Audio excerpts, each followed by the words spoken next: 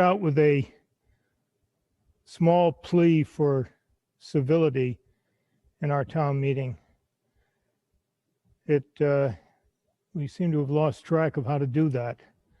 I ask you to tone down the harshness of your criticisms.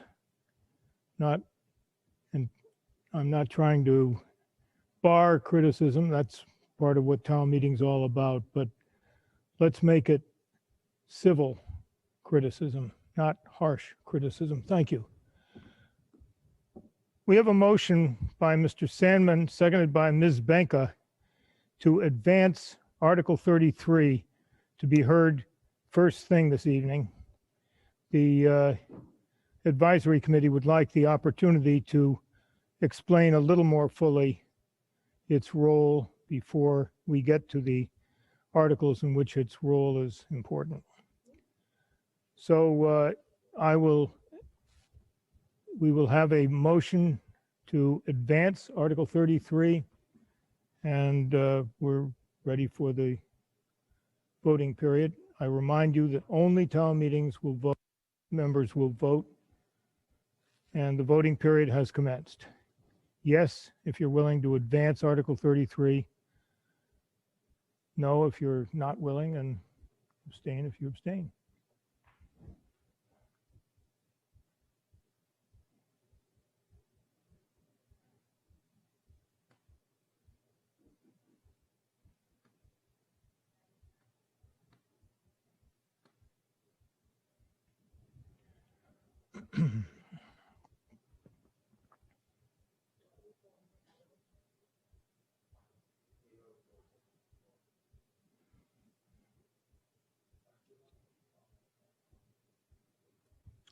Vote terminated. This is not a recorded vote, so I won't poll those on the telephone.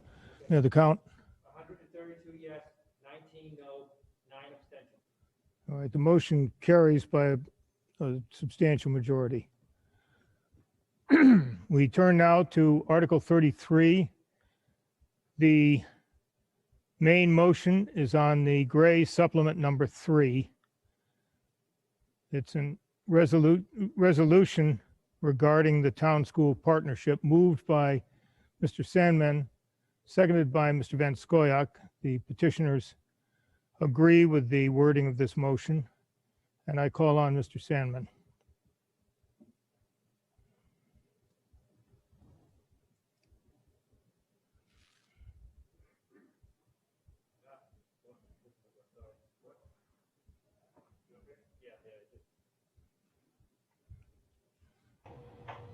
Okay, thank you.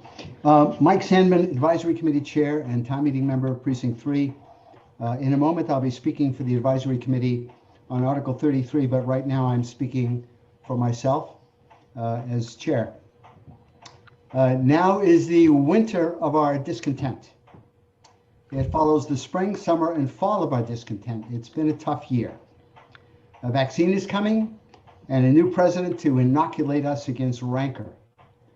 I want to take a minute to talk about the rancor and discontent that I hear about the Advisory Committee, because it has a bearing on Article 33 and other articles that you're going to hear as well this evening. When we introduced the FY21 budget in June, we said that budgets are an expression of spending priorities. The Advisory Committee doesn't set those priorities, town meeting does. Beyond voting on reserve fund and liability transfers, the Advisory Committee has no authority to allocate money. Our task is to advise you on the financial impact of warrant articles, advice you're free to accept or ignore. Except for specific financial issues, we do not get out in front and make proposals on our own on matters such as climate change or housing. That's your prerogative and the select boards. In many warrant articles, the devil is in the details. We ask you to put aside the discontent we're all experiencing this year, and when you vote, weigh the annoying details that we bring forward. If all we did was tell you what you already know, what value would that be? And quite frankly, it would be a waste of time for committee members. The Advisory Committee does perhaps suffer from a lack of diversity in its thinking sometimes. One remedy may be for the chair to appoint people from the community at large to join our subcommittees as ad hoc members for specific articles. That would add diversity without asking the ad hoc members for a major time commitment. The advisory committee had an initial discussion of this idea earlier this evening with mixed responses and some other good ideas that were offered, so stay tuned. Now on to Article 33. This article is an example of what we can accomplish and the limitations we face. When we introduced the budget adjustments last Tuesday, I observed that in the absence of positive leadership from Washington, we want local and state government to fill the needs created by the pandemic. And we want more. Over the last 2 decades, policies going back to the Clinton administration have exacerbated economic inequality, and the Trump administration put its foot down hard on that accelerator. Hopefully, the Biden administration will step on the brakes, but meanwhile, we're increasingly aware of increasingly acute social issues right here in town and increasingly interested in taking local action during a period when the available local dollars are decreasing. We're in a quandary. Whatever the dollars and cents, it's unacceptable for people to go hungry in Brookline. Deborah Brown and her co-petitioners brought this forcefully to our attention by introducing a budget amendment, but it took funds from reserves that were set aside for contingencies we can already identify. We're going to need that money later in the year. It's an annoying detail, but a fact. And by law, Brookline has to have a balanced budget. But she's right, we can't let people go hungry in Brookline. So the advisory committee worked with town staff and identified uncommitted federal CARES Act funds. You then voted, in effect, to prioritize food aid over other pandemic-related expenses, a choice that the advisory committee unanimously endorsed. That was an either-or choice. When we talk about budget priorities, we're constantly faced with that kind of choice. Article 33 prods us to rethink where we do spend our money and rethink beyond the pandemic. The advisory committee supports that thinking, that rethinking. An annoying detail. The resolution calls for funding both the town and school financial analysis staff. Town meeting cannot earmark money for a line item in the school budget. The school district is independent, so we must rely on the school committee to direct any added funds to the purpose town meeting intends. Second, the town school partnership functions through a work group of town and school staff plus 2 people each from the select board, the school committee, and the advisory committee. In normal times, the 6 volunteer members focus on how the town administrator and the school superintendent plan to split any increase in town revenue growth. We don't normally rethink budget priorities, but priorities are implicit in those discussions. So until there's a periodic budget summit as recommended by BFAC, partnership meetings can be the venue for rethinking spending priorities as Article 33 asks. And that has already been happening. The work group is not subject to the open meeting law, but meetings are open to the public and meeting materials are available on the town website so you can follow what's going on. What comes out of rethinking priorities at town school partnership meetings will be brought back to town meeting. You will have tough choices to make. By state law, we can't run a deficit, so do we spend less on current town services and more on social needs? Which social needs? What services should be cut? How much? Or do we increase revenue through an override? Or longer term, do we change our zoning to encourage commercial development as a way to increase revenue? It will be easier to rethink priorities than it will be to decide how to pay for them. But the first step is indeed to rethink what we support. So by a vote of 22-1 with 2 abstentions, the advisory committee almost unanimously recommends favorable action on Article 33. As always, we hope you take our advice despite the details. And as always, you're the ones who have the final say over how money is spent. Thank you. The next speaker would have been Mr. Lescoyer, but he's unable to be with us this evening. So Mr. Conquest will read his, also a petitioner, will read his statement. Mr. Conquest? Good evening, Mr. Moderator. A couple of things before I start. I just want to announce that David, who many of you know, had some medical issues and has been moved from the medical facility to the Spalding Rehab Center. So I just, George Abbott White had spoken with his wife who asked that I relay that message. And I thank you for allowing me to do that. Arthur Conquest, Town Meeting Member 6, speaking on behalf of David Lescoyer, Town Meeting Member, Precinct 11, and a member of the Advisory Committee. Warrant Article 33 is important for the following reasons. First, the town's budget should reflect Brookline's values while, 1, maintaining financial health and stability, 2, adapting to external economic forces, 3, adjusting to changing expectations, and 4, meeting the unforeseen, including disaster and climate change. Second, the town's financial policies, such as free cash, long-term obligations, and reserves, are crucial because financial policies govern the town's budget-making process more so than is generally understood. Recently, there have been growing signs and symptoms that the town's policies need review, as noted by the advisory committee several years ago. For this reason, in 2018, the select board appointed BFAX. BFAX issued its final report January 2020 with 18 recommendations. We, the petitioners, however, would like to point out that to date, there has been little implementation. Town financial policy generally has 5 major categories. 1, capital investment, 2, debt, 3, reserves, 4, long-term obligations, and 5, free cash. Prior to '95, before the select board appointed the first financial policy advisory committee, there has been no formal financial policies. There had been no financial policies. The FPAC developed formal free cash, reserves, long-term obligations, capital investment, debt, and town school partnership policies, which welcomed Brookline into a new, more physical, rigorous era. This FPAC report said that as conditions change, financial policies should be reviewed at regular intervals every 3 to 5 years. However, the first such review was in 2004, after almost a decade lapse. The select board appointed the Financial Policy Review Committee. Again, in 2011, the select board appointed a second Financial Policy Review Committee because the free cash policy had yielded an unsatisfactory and unsustainable result.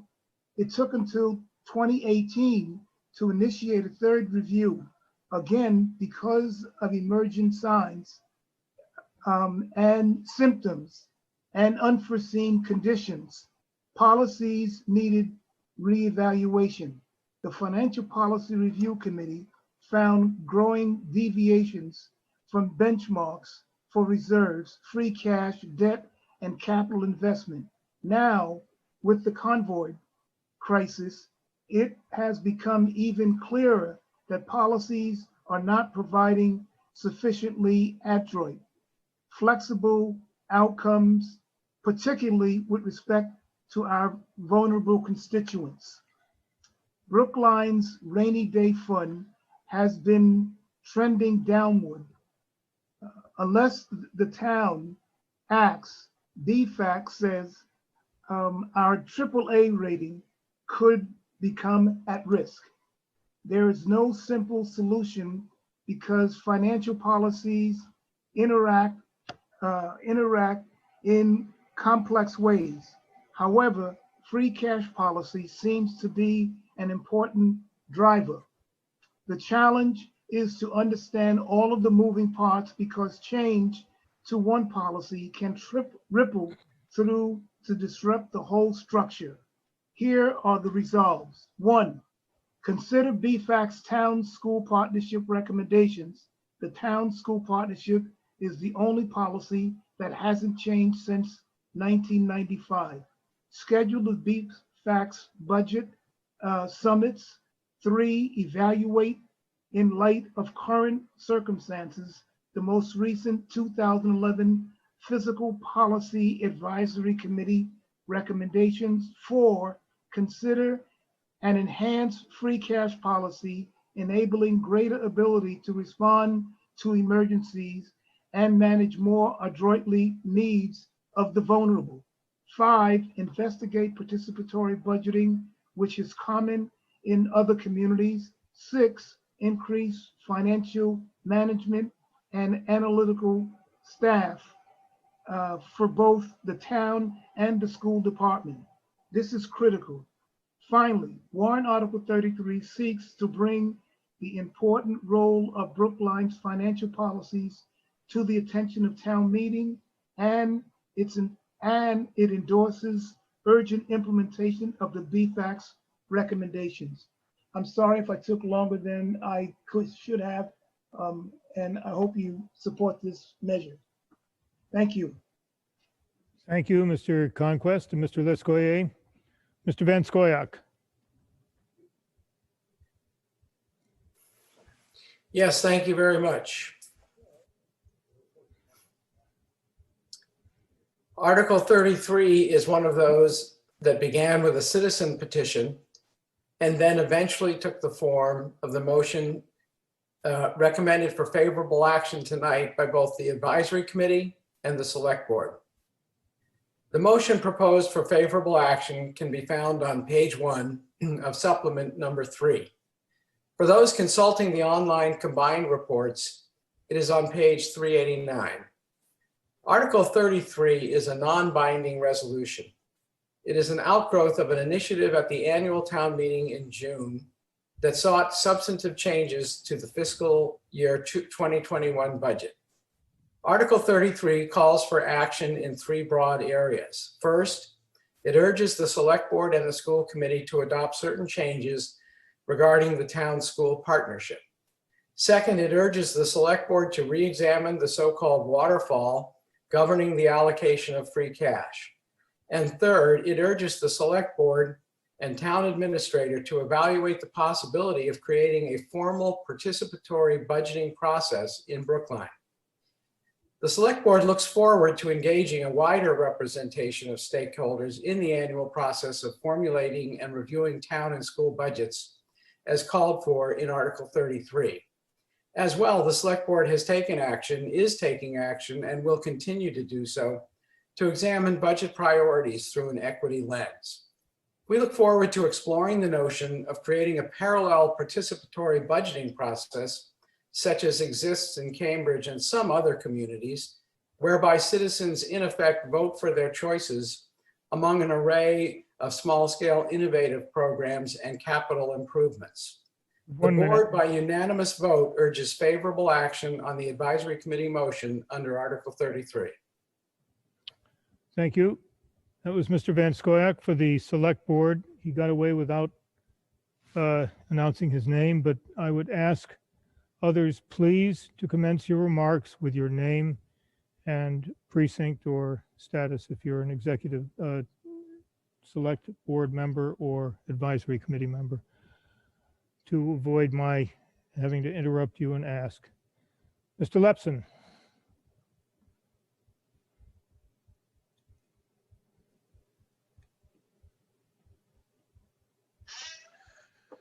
Good evening. Thank you, Moderator Gadsby. I'm Robert Lepson, town meeting member from Precinct 9 and Vice Chair of the Commission for Diversity, Inclusion, and Community Relations, speaking on behalf of a unanimous CDI-CR.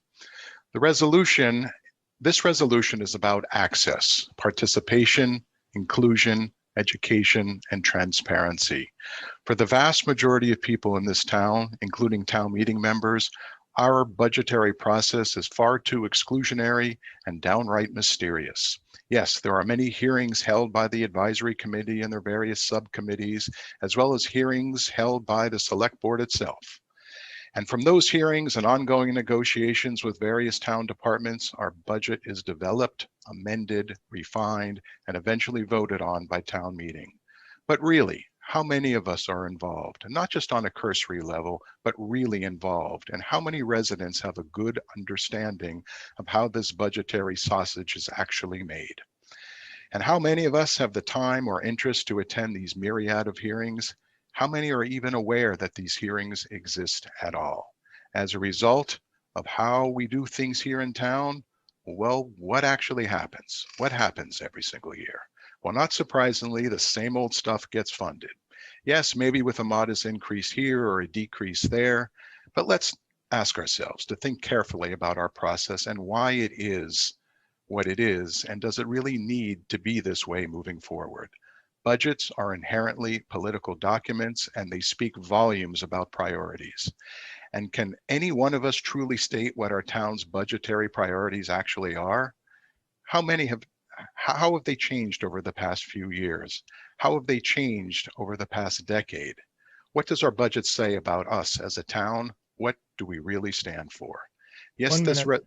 Yes, this resolution has 3 sections, but to me and the rest of the CDICR, this resolution is about clarity, access, and participation. Let's define our priorities and include the broader community in this process. Let's make sure we provide funds that address the needs of our most vulnerable, and that includes not only children, young people, and families, but also our senior population as well.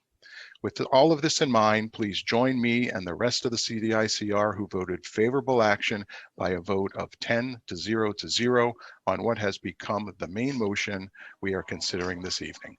Thank you very much. Thank you, Ms. Neuefeind. Neuefeind.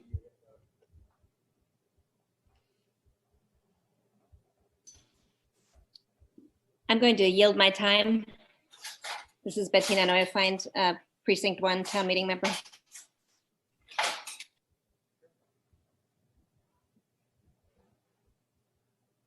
said she was gonna yield her time. Yeah. So next speaker. Oh, I'm sorry. Ms. Cavell?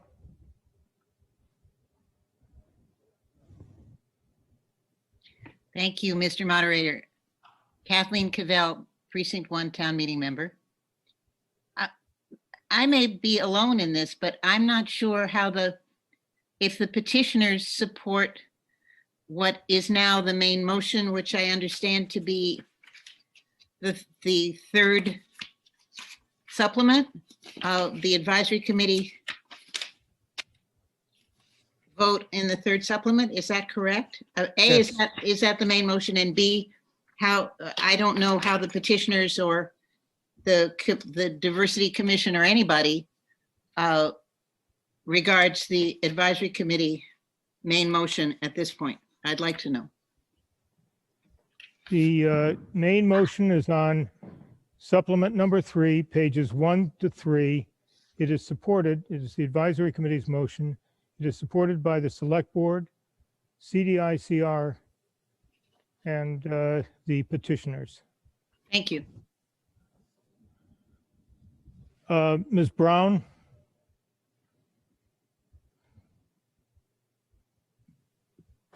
Good evening, Deborah Brown, Town Meeting Member, Precinct 1.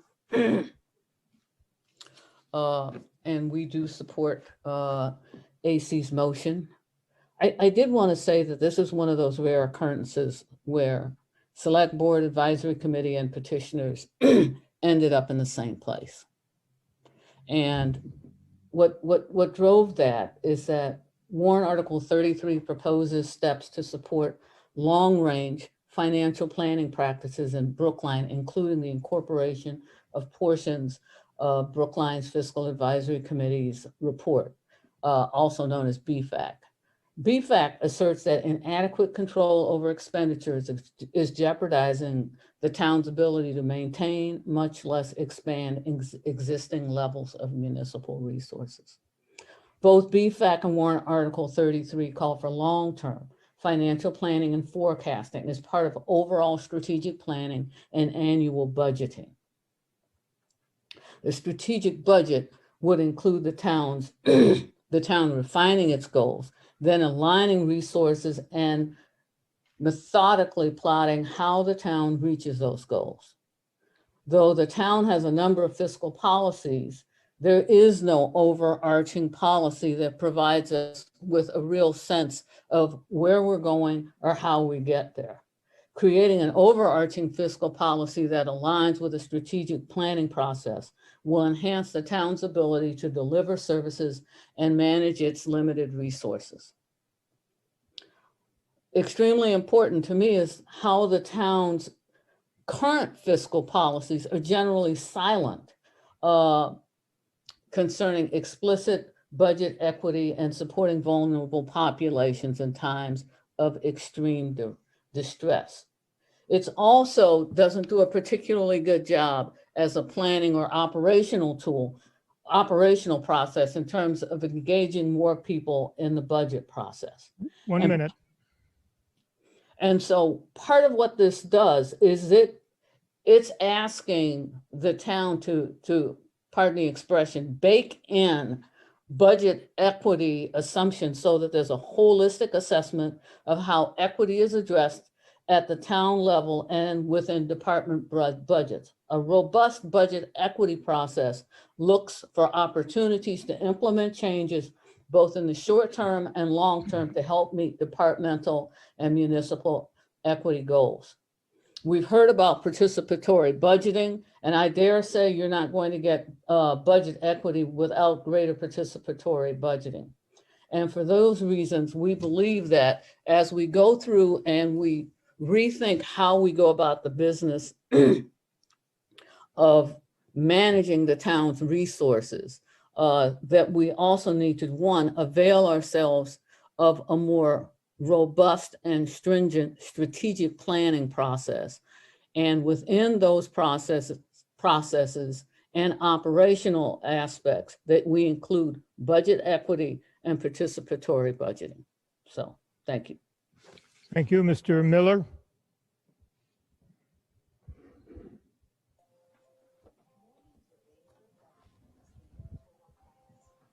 Yes, hi. Robert Miller, Precinct 8 Town Meeting Member. I fully support the goals of this warrant article. I was hoping that somebody from the school committee could speak to the effect of this article on the schools and the school budget. Well, it has no direct effect. It calls for a re-evaluation of the town-school partnership. If there's someone from the school committee that wishes to respond to Mr. Miller, I'll be glad to have you do so.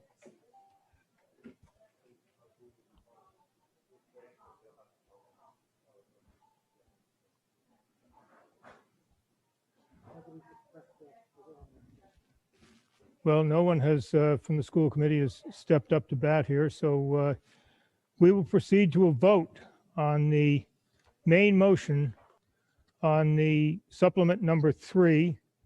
You've heard it described by the speakers, and we're ready for a vote. The voting period has commenced. Yes, if you favor this resolution. No, if you're opposed, and abstain if you're abstaining.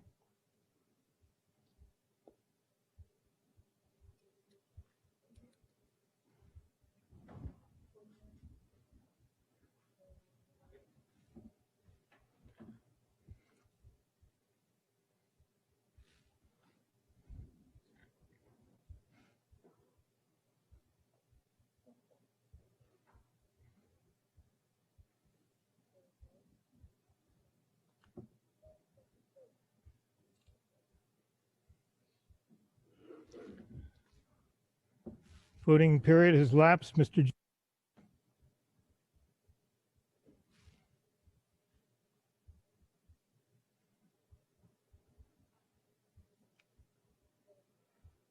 Jones? Yes. Ms. McNally?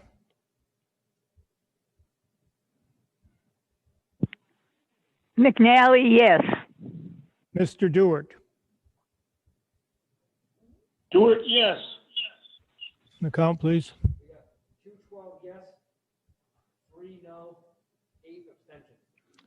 Motion carries by a vote of 215 in favor, 3 opposed, and 8 abstentions.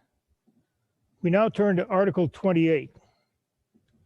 The main motion under Article 28 is on the green supplement number 1, pages 2 through 4, dealing with educational training of and amendments of the bylaws providing therefore. Moved by Ms. Hummel, seconded by Mr. Sandman. The Select Board moves an amendment found on supplement number 4, page 1, which would make the training for town meeting members under section 2.1.14 non-mandatory. That's moved by Mr. Van Scoyac, seconded by Mr. Green. And on supplement number 2 is an earlier amendment by Mr. Vitolo, in effect, the same, having the same effect as the Selectmen's amendment. We may or may not get to the Vitolo amendment, depending upon what happens to the Selectmen amendment. Is there a second to Mr. Vitolo's amendment?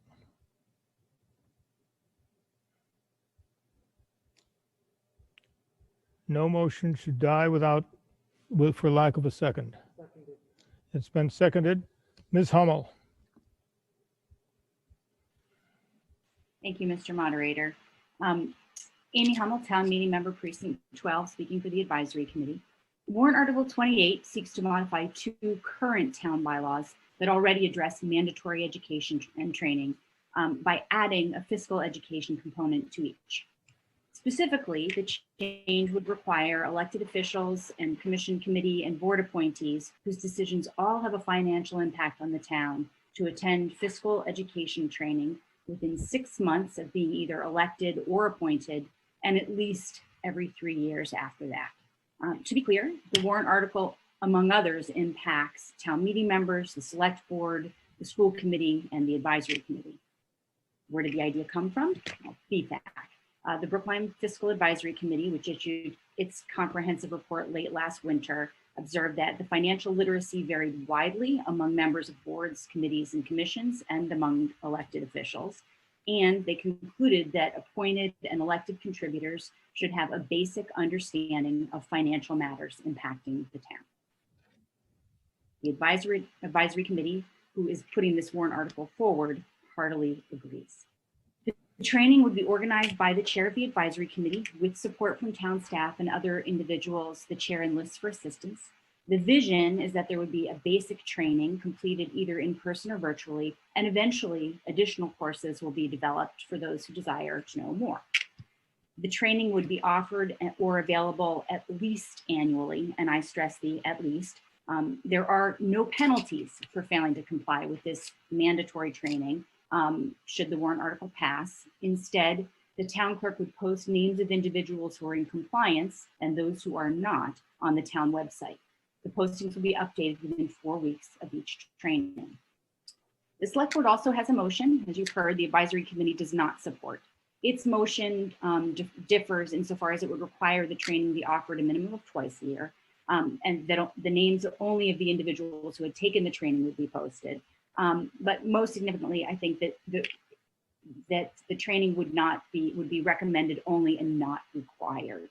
The advisory committee did not vote to support that motion because it weakens the already very weak requirement down to the point where it neuters it almost entirely. As it stands, there are no penalties, as I've mentioned, for not attending the training. So watering down the requirement even further essentially turns it into a mere offering, undercutting the very purpose of the warrant article, which is to require those who make recommendations that impact the town budget and who vote on that town budget have basic tools in their toolbox.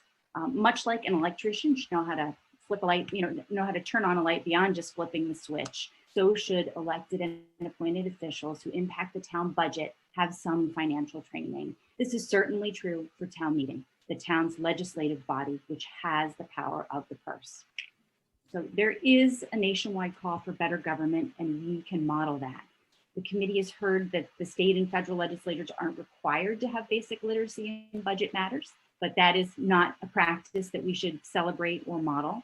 We should set a higher standard for ourselves. And I should also mention the state law requires our employee training on a host of other topics, including the open meeting law. And the existing bylaw we have, which contains certain educational components already, was approved by the Attorney General's office. And this just adds an additional component that's in the town's best interests. So ideally, in the end, this requirement might help us achieve some of the non-financial goals that come before us more effectively. So by a vote of 22 in favor with 0 opposed and 4 abstentions, your advisory committee recommends favorable action on the AC motion as amended, not the select board motion or Mr. Vitolo's motion. Thank you. Thank you, Mr. Van Scoyac. Yes, thank you very much, John Van Scoyac, speaking on behalf of the Select Board. Article 28 is a petitioned article asking the town to amend its bylaws. This article, as amended by the Select Board, will establish a fiscal education requirement for advisory committee members and all other elected officials and individuals appointed to any town board or commission that discusses or has any input on any matter that may have a financial impact on the town. The article, as amended, will also provide that fiscal education be offered to all town meeting members on a regular basis. The Brookline Financial Advisory Committee, BFAC, looked long and hard at Brookline's fiscal condition and came to a conclusion that the town budget review process would benefit greatly from a better understanding of municipal finance and more in-depth knowledge of the town's finances. This is true of advisory committee members, appointed officials, and town meeting members. Education is good for everyone. The distinction that is drawn between mandatory financial education for advisory committee members and various appointees versus non-mandatory financial education for town meeting members is a response to concerns raised mainly by State Representative Tommy Vitolo, who points out that elected town meeting members are not subject to the same enforcements that apply to appointees, but are answerable to voters who are the ultimate judge of their competence to make financial and all other decisions. In recognition of that distinction, the conditions under which town meeting members would be offered financial education will be voluntary, but encouraged for the good of all. And if I may quickly explain, just so people don't misunderstand the select board's position. You have 1 minute to do so. Thank you. We were faced with the fact that Representative Vitolo, for reasons which he can explain, had originally proposed deleting altogether any reference to town meeting members. Our effort with this amendment is to find a middle ground to restore language as to town meeting members and the education of town meeting members, but to recognize Representative Vitolo's concerns by making the education of the town meeting members voluntary rather than mandatory. And that is why our position differs from the advisory committee. It's not because of any reason of difference over whether this education is good if offered and taken by all.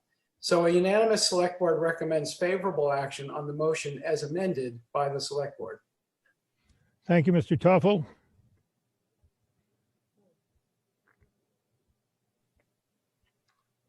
Thank you, Mike Toffel. Mr. Moderator, can you first clarify, please, the sequence in which the motions will be discussed? You mentioned something vaguely about Mr. Vitolo's motion, but I wonder if you could provide a little more clarity. We will vote first on the selectman's amendment. If that passes, we will then vote on the main motion as so amended. If Mr. Van Scoyac, if the selectman's motion fails, so I'm sorry, the select board's motion, dear me, fails, then we will consider Representative Vitolo's motion as a second amendment, second bite at the apple, if you will. And that is the order in which we'll vote. Is that clear enough, Mr. Toffel? Thank you very much.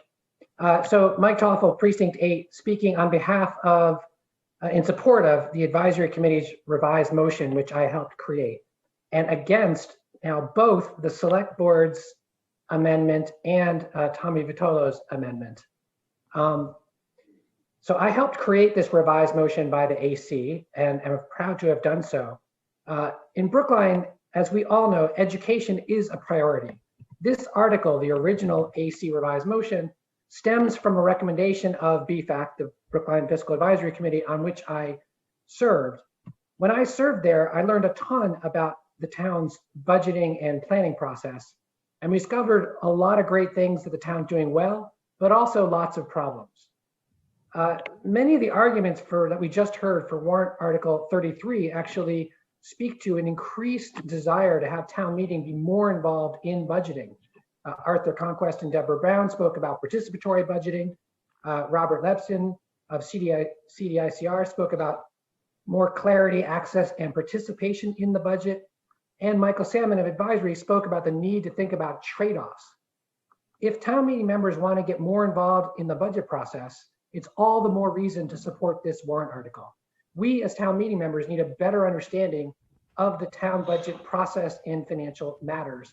And that's what BFAC's recommendation was calling for by asking us to require ourselves to get better educated.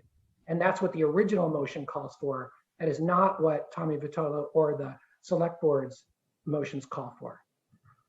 As Deborah Brown was recently criticized for offering a last minute amendment to the budget, one has to wonder, do you, my fellow town meeting members, know actually where and how any of us should introduce ideas into the budget to get them properly considered? It's not clear to me, and I suspect it's not clear to many of you as well. We vote on a $300 million budget every year. That, if we don't have enough information to really understand how this process works, it leaves us vulnerable to just being a rubber stamp. Thank you. Those who seek to weaken the AC motion and the BFAC recommendation, as you'll hear, have, I think, pretty weak arguments. They say town meeting can't impose a requirement on town meeting members. That's just not true. According to the town council, this is legal. Second, some say we can't enforce this. That's not true. Enforcement is from the voters by the requirement of having attendance tracked and by having the rule and the norm be that we should attend. Third, some say the state doesn't require this of our state reps. Well, if I guess that's true, that seems terrible. And it doesn't seem like something we should be emulating. It seems like something we should be doing better. Fourth, some say, well, fiscal training is one thing. What about other things like zoning? Well, it may well be that we should expand this training at some point to other areas that are very important to town meeting members. But just because it doesn't have your favorite topic is not an argument to vote against it. Let me conclude. In the end, the question is, will requiring fiscal education for town meeting members lead to better informed town meeting discussion about the budget and other warrant articles that come before us? It seems like an easy yes to me. If you agree, please vote no for the select board amendment, no for the Tommy Vitolo amendment, and yes for the AC revised motion. Thank you. Thank you, Ms. Cunningham. Yes, Elizabeth.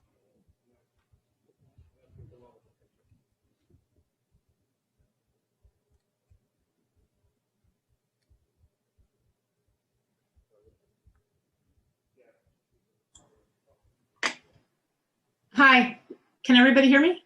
Yes. Great, thank you. I just have some very brief comments and questions about this article.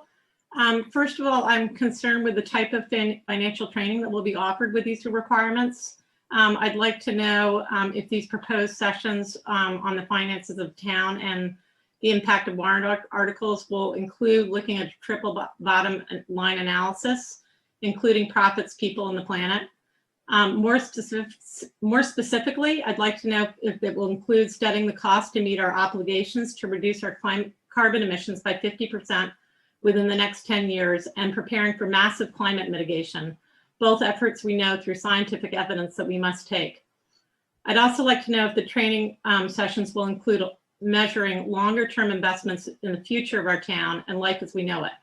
Before I sign in to endorse a fiscal training session, I'd like to know what type of fiscal training session the town is planning on conducting. I'd also like to comment that the type of education that we require reflects our values as a town. So while we can offer fiscal education, we clearly have a need for racial equity training and gender bias training. I'm wondering why that isn't being moved as a requirement. We also have a need for climate education because we are facing the biggest existential crisis of our time, a full-on climate collapse, and we are not prepared to meet that challenge. I know that's not what's on the table tonight, but that's what we need. So I would propose that we set a committee up to study what type of education we should be offering to town meeting members. And I think that the education should be offered to them voluntarily and other elected officials in the town. Thank you. Well, would you like a response to the questions you posed in the first part of your presentation? Sure. Mr. Sandman, who is responsible for organizing this process. Thank you, Mr. Moderator. Mike Sandman, Advisory Committee Chair, Town Meeting Member, Precinct 3.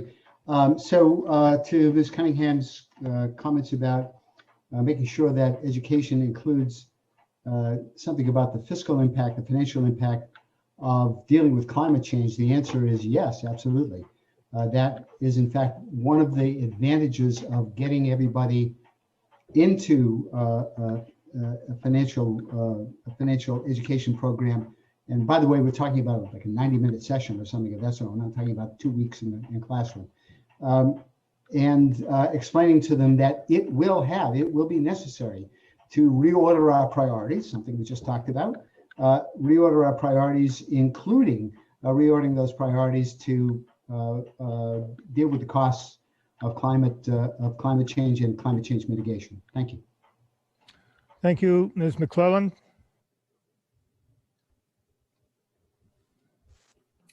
Thank you, Mr. Moderator. Nicole McClelland, Town Meeting Member, Precinct 11. I'm speaking tonight about the reason why I support this warrant article, the select board version of this warrant article. I plan to vote for this because I do appreciate the importance of continuing education, of developing insights and skills that help me be better, more thoughtful, and more aware in the role in which I'm serving. I think it's a valuable exercise to periodically review areas where your knowledge may be lacking, and for others to do that and to suggest solutions. I would argue it's even more valuable to examine one's own self to identify those areas. To that end, my suggestion is if advisory committee is now taking part in an effort to resolve knowledge gaps in town government, as it seems to be doing here, I hope that the next proposal we see out of that committee is one in which the advisory committee members themselves are urged to attend a comprehensive training in diversity, implicit bias, and institutional racism. I suggest that a similar model be used for that as we see with this warrant article, where individual members' attendance or not is publicly posted and members must attend at least once every 3 years. I suggest that in doing this, the advisory committee engage with any number of community members in our town who have already done training and have expertise in this area. And I suggest that any advisory committee member who does not participate in this training be identified as lacking the full skill set required for the position and be replaced with someone who's willing to engage in the work of educating themselves about the bottomless harm that has been caused by opacity, exclusionary policies, and institutional racism in our country, in Brookline, and in our own town government. To be clear, I make this argument in good faith and with appreciation for the immense amount of work advisory committee members take on behalf of our town. But in the 4 short years I've been a town meeting member, I've seen the chasm between advisory committee and town meeting grow. At a certain point, that divide will get large enough to impact our ability to hear and learn from each other, which is essential to the practice of good governance. We owe it to ourselves and the more than 59,000 residents of Brookline we all represent to protect and prioritize good governance, even when it requires difficult work, even when it requires supplanting reflexive defensiveness with humility and an open heart. So in commitment to challenging and educating myself and asking my colleagues to do the same so that we may all govern as our best selves, I will be voting in favor of this warrant article. Thank you. Thank you, Mr. Rosenthal.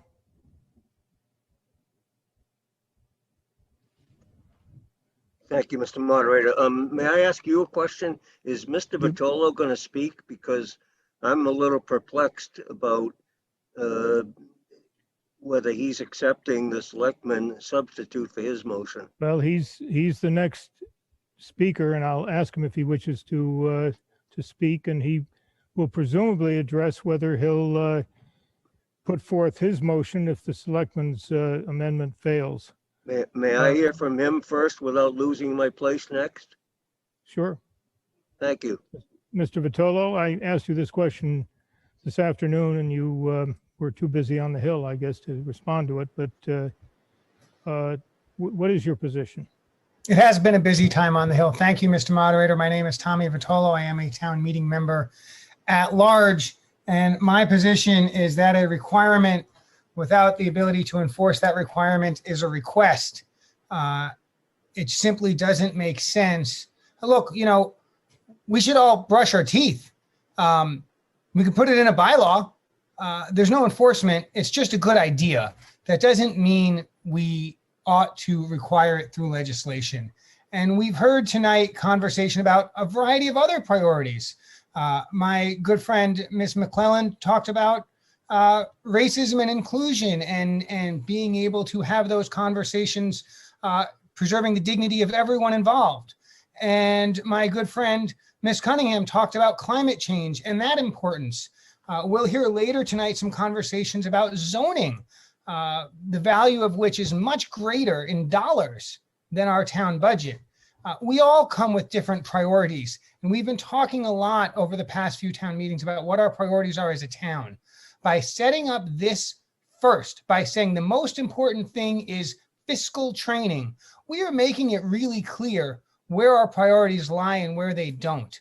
And I don't think that this town meeting means to do that. I believe that fiscal training is valuable for some of us.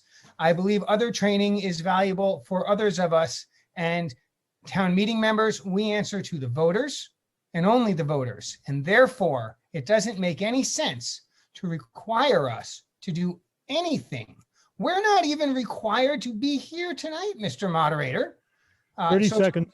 To require us to go to training doesn't make any sense to me. I believe it ought to be offered, and I believe attendance can be taken, but a requirement is absurd. Since the select board motion is similar and I believe an improvement on my motion, look, if town meeting votes down the select board motion, there's no reason for me to move mine and have two votes, but I do encourage us to vote in favor of the select board motion and recognize that we answer to the voters and only the voters. And if the voters want us to take a training course, we'll find out one way or another. But we ought not be requiring it of ourselves since we actually can't do that. Thank you. Thank you. Ms. Brown?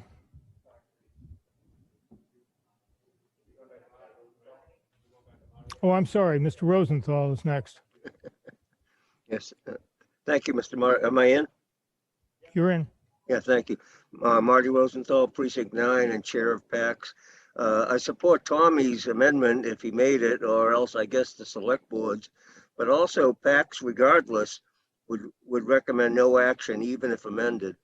Having given this very little thought, I was surprised when our board had much opposition after 53 to 0 to 1 support from the select board, school and advisory committees, and BFAC.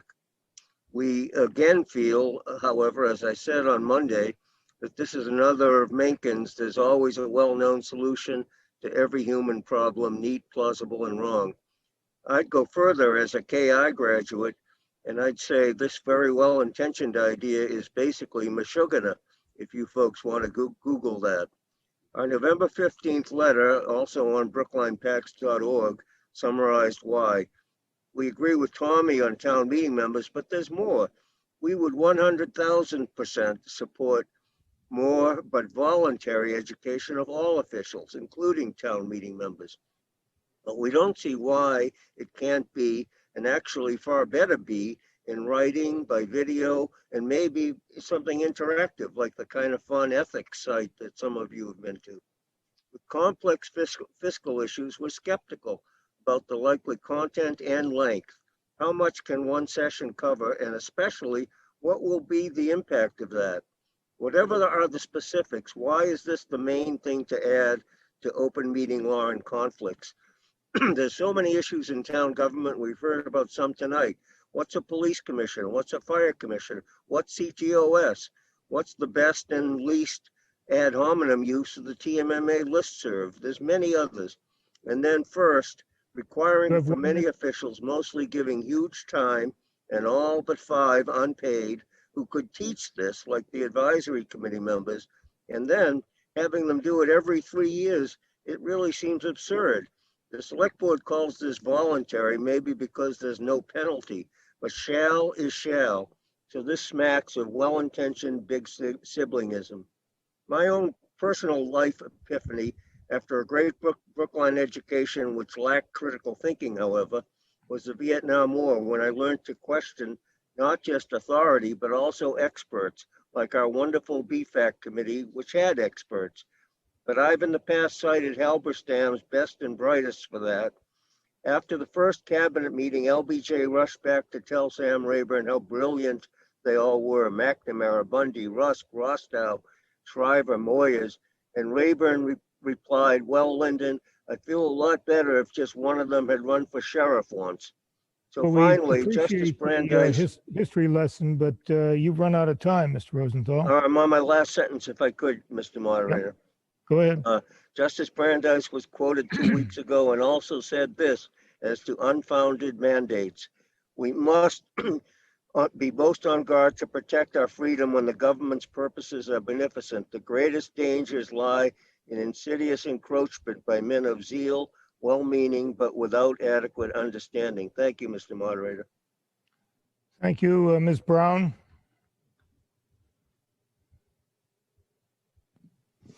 Deborah Brown, town meeting member, precinct 1.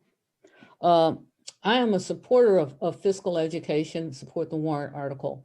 Having worked in the federal government, I had to take fiscal training, and it was not 90 minutes. It was nothing short of the initial one. I think was more like 2 days, 2 full days. And then the refreshers were like 3 hours of online training. My point is, though, that you don't really get to understand a system until you can really follow the money. You don't really get to question what a strategic plan means if you don't understand the corresponding budget. For some people, this is going to be voodoo. For other people, maybe it is Meshuggah. But at the end of the day, it's essential. You have to understand the money if you want to adequately represent people. And you can get voted out, but you could be around for a long time and make some really poor decisions. I read BFAC. I don't know how many people have read BFAC. I've read BFAC at least 3-4 times.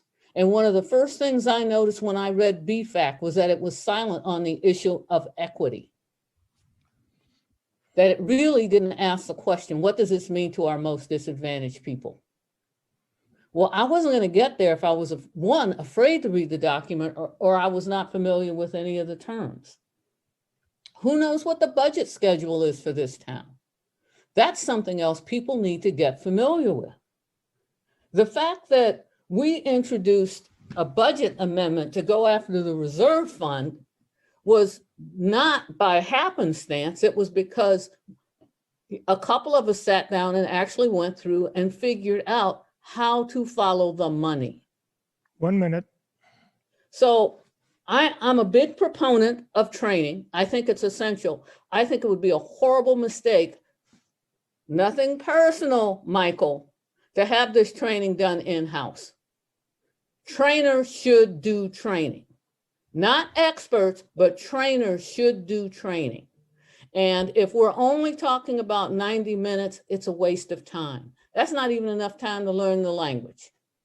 I would recommend that we stretch this thing out, make it a useful training. And it's going to, I'm going to go back to warrant article 33, it's going to involve an investment in money. But if we're serious about doing this, then we have to be serious about spending the money, getting the right people to deliver the course, and actually being able to actually measure whether it makes a difference at the end of each town meeting or during the process, or for that matter, how we relate to our departments. So I think it's essential for town meeting. I think it's essential for advisory committee. And I think it's essential for select board to be able to understand what this means. So thank you very much. Thank you, Mr. Margolis.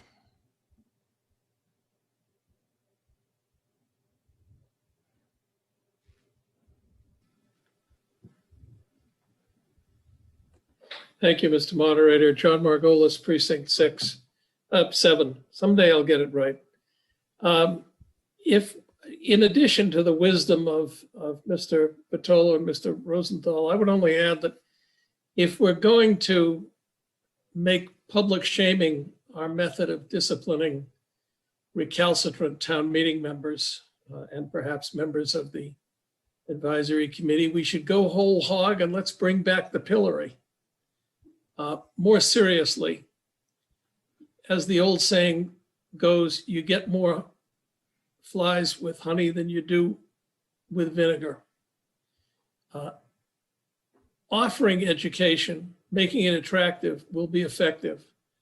Requiring education is going to make a lot of people, including me, say, you know, I don't think I really want to do that. I think before we go and start shaming people, we should try to offer education and see if that works. Thank you. Thank you, Ms. Frawley.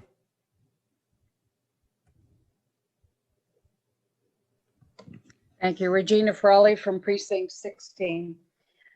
I've been around a long time, since the late 60s, observing town government and learning about it. I was on the board of the League of Women Voters when the state legislation, and Gary Jones can fill this in if he chooses, enacted the very laws that protect you watching, observing, and being affected by how government processes. The open meeting law, public records, and conflict of interest. When I came back to town meeting after I think 15 years away, I couldn't believe how many boards and meetings I attended that were in violation, basic violation of the open meeting law. When you got sworn in, you were at the clerk's office at the desk and you raised your hand, got sworn in, and he handed you some pamphlets on the basic laws of government, open meeting law, public records, conflict of interest. That was called participating in the training. It obviously hadn't been working. So I wrote a bylaw in 2005 that passed, that required mandatory training, the one that's being referenced here. But the big fight, the opposition was over, it would be exactly deja vu all over again, what I'm hearing, whether you participate or whether you attend. And ultimately, town meeting saw the wisdom of attending training. So because you hear, I mean, I don't want to go into all the arguments, but those were the persuasive reasons why people said, you know, attending works better. Participating even just online or may attend, as the latest selectmen's amendment is, doesn't work. It didn't work before and it hasn't worked since.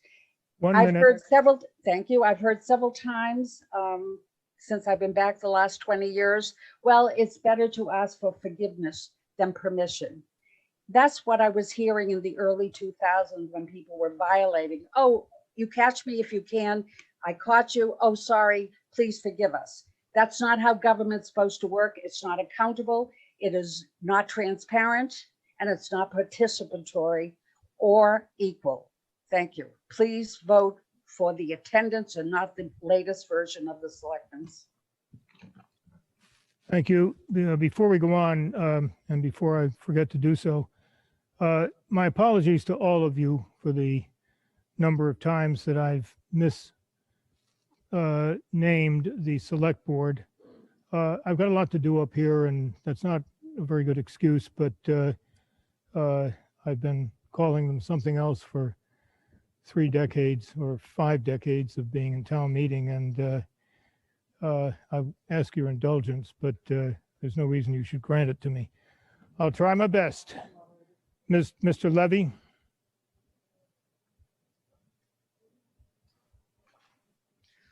Good evening, Mr. Moderator and town meeting members. I've got a couple of comments that I will phrase as questions because I'm a very modest person.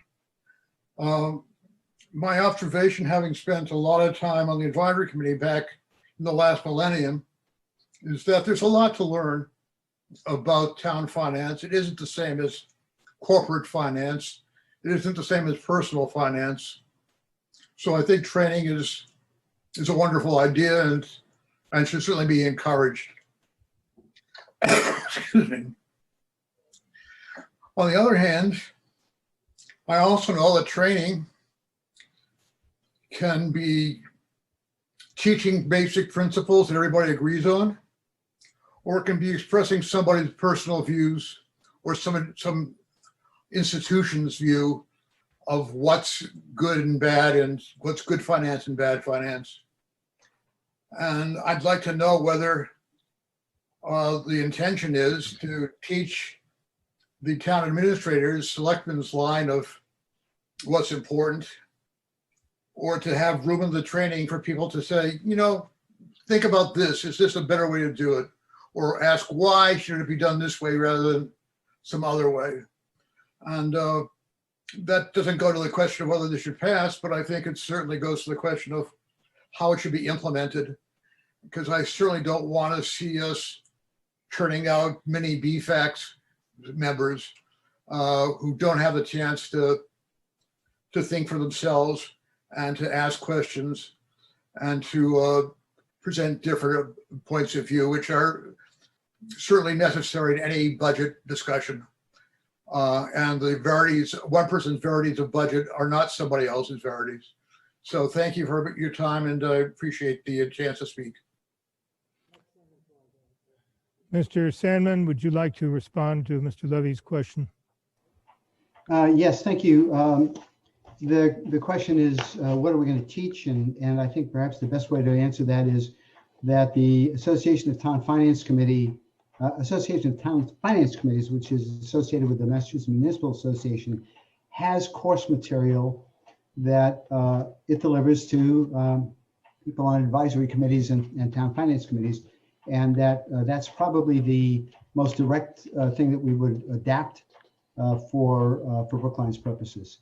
That is, for those who have taken it, I think they would agree that that is neutral in the sense that it is technical in nature. And indeed, that would be the purpose of the training, is to provide technical information. Thank you. Thank you, Ms. Goldsmith. Unmute.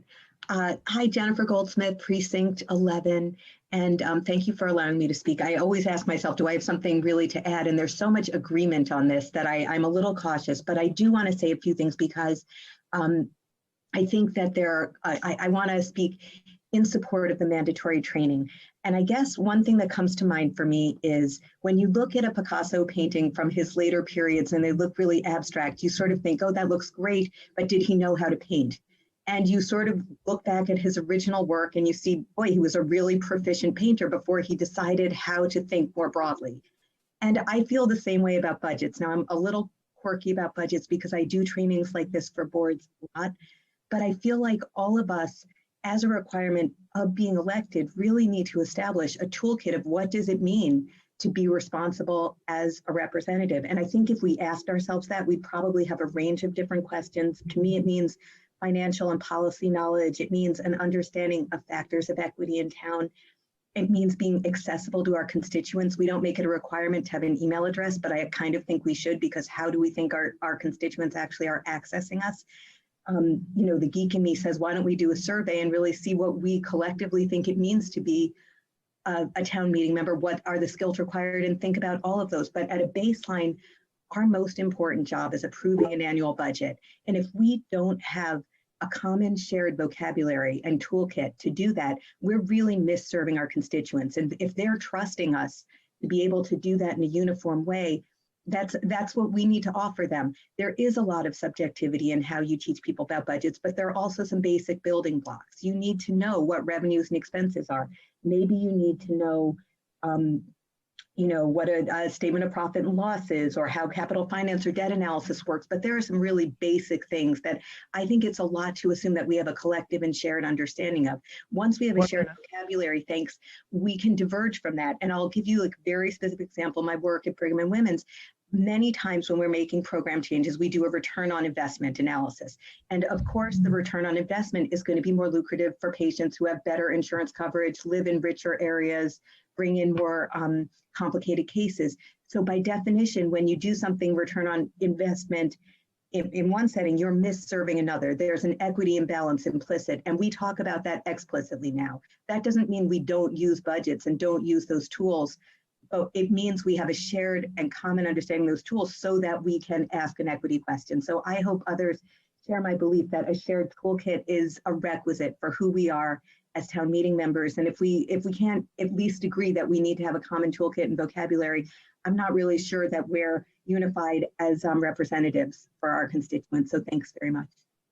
Thank you, Mr. Richmond. Oh, motion for the question. Well, we'll hear from Mr. Richmond, and I'll take that. Good evening, Clint Richmond, Precinct 6. I support the sentiments of my TMM colleagues Vitolo, Rosenthal, Margolis, and Levy. Any education will have greater participation and better reception if voluntary. It might be more welcome if this came from the TMMs themselves, say through the TMMA, rather than appearing as a top-down directive. I interpret the publishing of attendance as coercive. We should offer this and other forms of training as outlined by other speakers, and maybe it could be on video.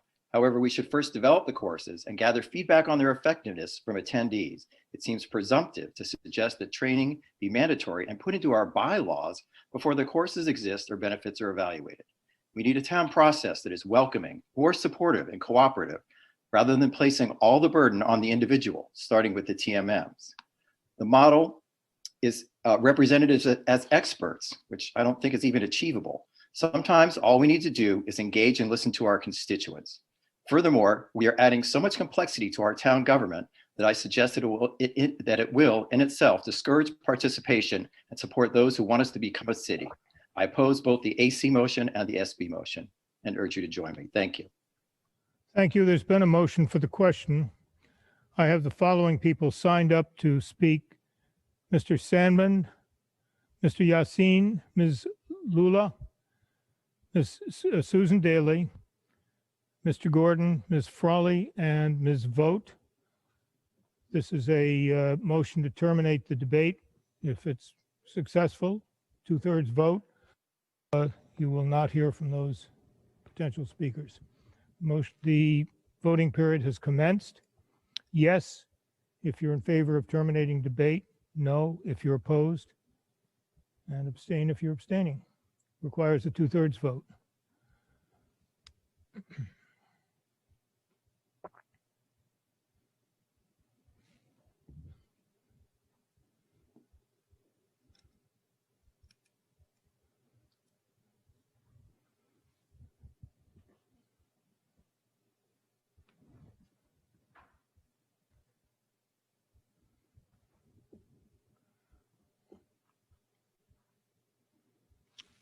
Voting period has elapsed. Mr. Jones? Yes. Jones, yes. Ms. McNally? McNally, yes. Mr. Dewart? Stewart, yes. Dewart, yes. Now the count? 152 yes, 58 no, 8 abstentions. Motion carries by a vote of 158 in favor, 58 opposed, and 8 abstentions. We vote first on the Select Board amendment on supplement number 4, which would make the training for town meeting members non-mandatory. This is Select Board amendment.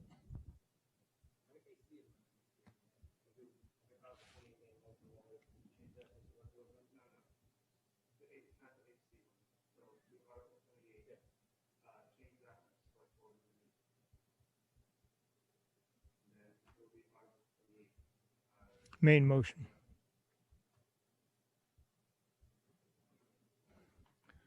This is on the select board amendment. Ms. Frawley, I hope it's a point of order because you're interrupting a vote.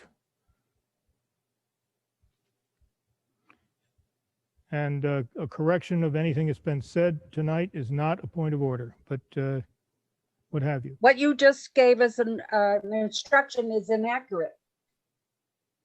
They are doing much more than that. They're removing all the mandations of all the training in the past. There's much more to supplement number 4 than what you just said. And it has more to do than just fiscal. It has to do with even the open meeting law. Well, I will stand on how it's been described by the speakers. I was trying to do it just to point out in shorthand form what the select board is about. On the select board amendment, the voting period has commenced. Yes, if you favor it. No, if you're opposed. And abstain if you're abstaining.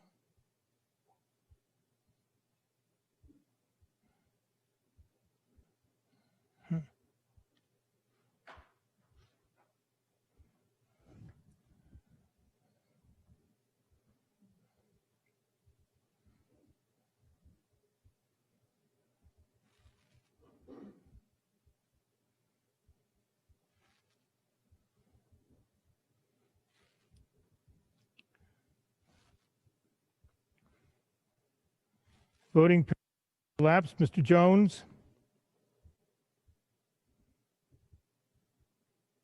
Jones, yes. Ms. McNally, McNally, yes. Mr. Dewart. Stewart, no. Dewart, no. Count. 138 yes, 82 no, 5 abstentions.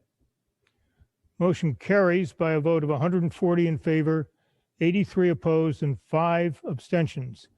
We now turn to the main motion as amended by the select board's amendment and start the time. This is Article 28, main motion, supplement 1 as amended by the select board. Voting period has commenced.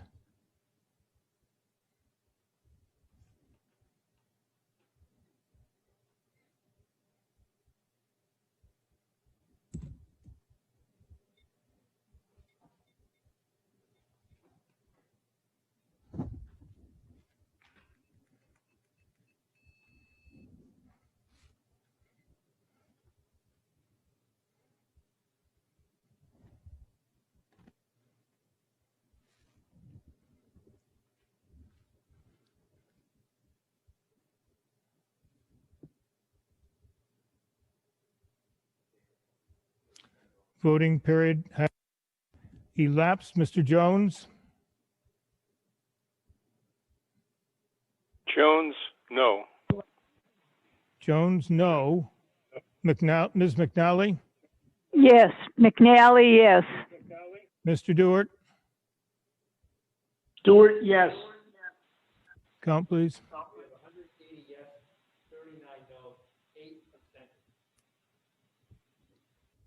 Motion carries by a vote of 182 in favor, 40 opposed, and 8 abstentions. We now turn to Article 31, having disposed of Articles 29 and 30 on Monday evening.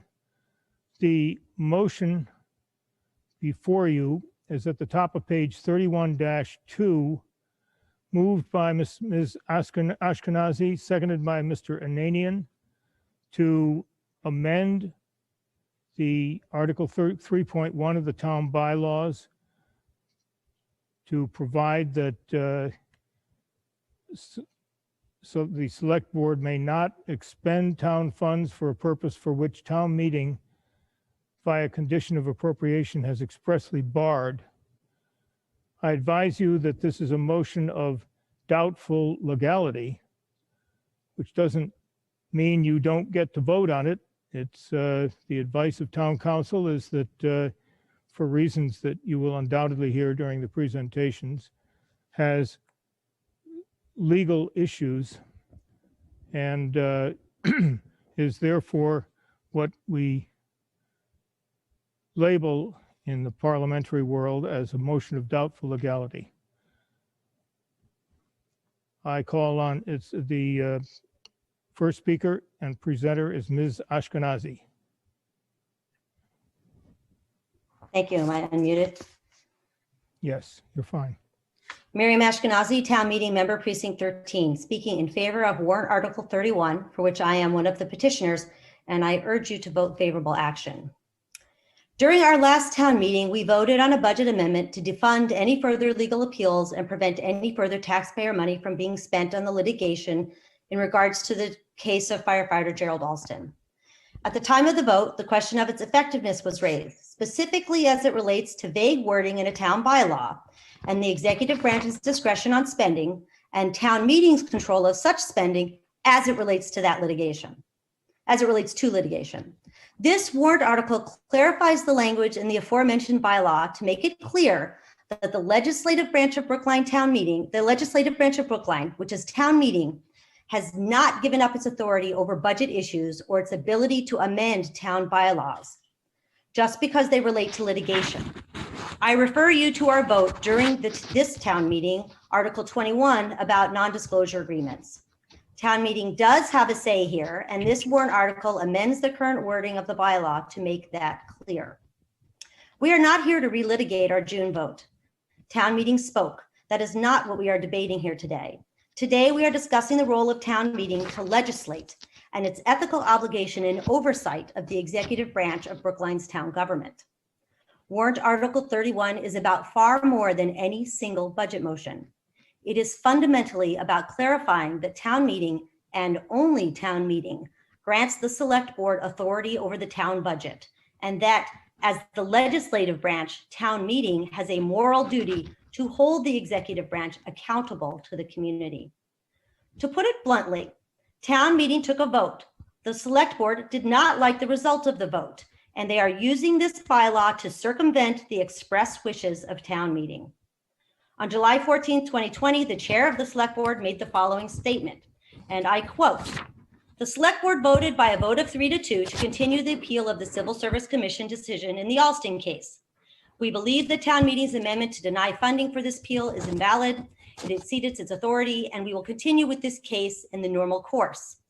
This means, as a practical matter at the time, funds that town council previously encumbered from fiscal year 2020 for the contract with special town council to handle the Alston appeal will be used, after which we may then use fiscal year 2021 funds, which I said the majority of the select board considers to be available because the invalidity of the town meeting amendment.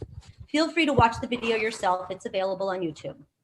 Warrant Article 31 seeks to clarify any confusion in this bylaw, codifying town meeting's control over the budget and our role in oversight of the executive branch. It is the role of the Massachusetts Attorney General and, if necessary, the Massachusetts Judicial Branch to determine the legality of the bylaw and amendment. Neither the select board, nor town council, nor the advisory committee, nor the moderator has any such authority. We work in a system of checks and balances. We cannot just shrug our shoulders and resign our principles when the executive branch disregards our legislative efforts, roles, and duties. Town meeting has an obligation to ourselves, our constituents, and a moral and ethical obligation to act. Opponents of warrant Article 31 will tell you that town meeting is overstepping its authority, that litigation is tricky, that we can't know all the facts of the case, that even our amendment is of doubtful legality, to quote the moderator. They will put all of the sorts of hypothetical situations that may or may not happen sometime in the future, for which, by the way, we as town meeting would still have the opportunity to vote on. They will also want to make this about firefighter Alston. In essence, an opportunity to overturn the vote this legislative body made in June because they do not agree with it. Do not hand over town meeting's oversight of the executive branch because you do not like the outcome of the vote in June. This is very short-sighted. I ask you rather to put aside the hypotheticals and vote on the real issue before you. Let Attorney General Maura Healey's office determine the legality of this amendment to a town bylaw. Another check and balance that we gladly welcome. Warrant Article 31 is an exercise in democracy. Above all, Warrant Article 31 will ensure that the Select Board is accountable to the community via town meeting, and it is an important safety mechanism that prevents abuse of power by the executive branch. Very relevant in these political times. I will reiterate, this warrant article makes it clear that the legislative branch of Brookline's governing body, town meeting, has not given up its authority over budget issues or its authority to create or amend town bylaws just because they relate to litigation. Approving warrant Article 31 is the right and ethical outcome for town meeting, and I urge you to vote favorable action. Thank you. Thank you, Mr. Gordon.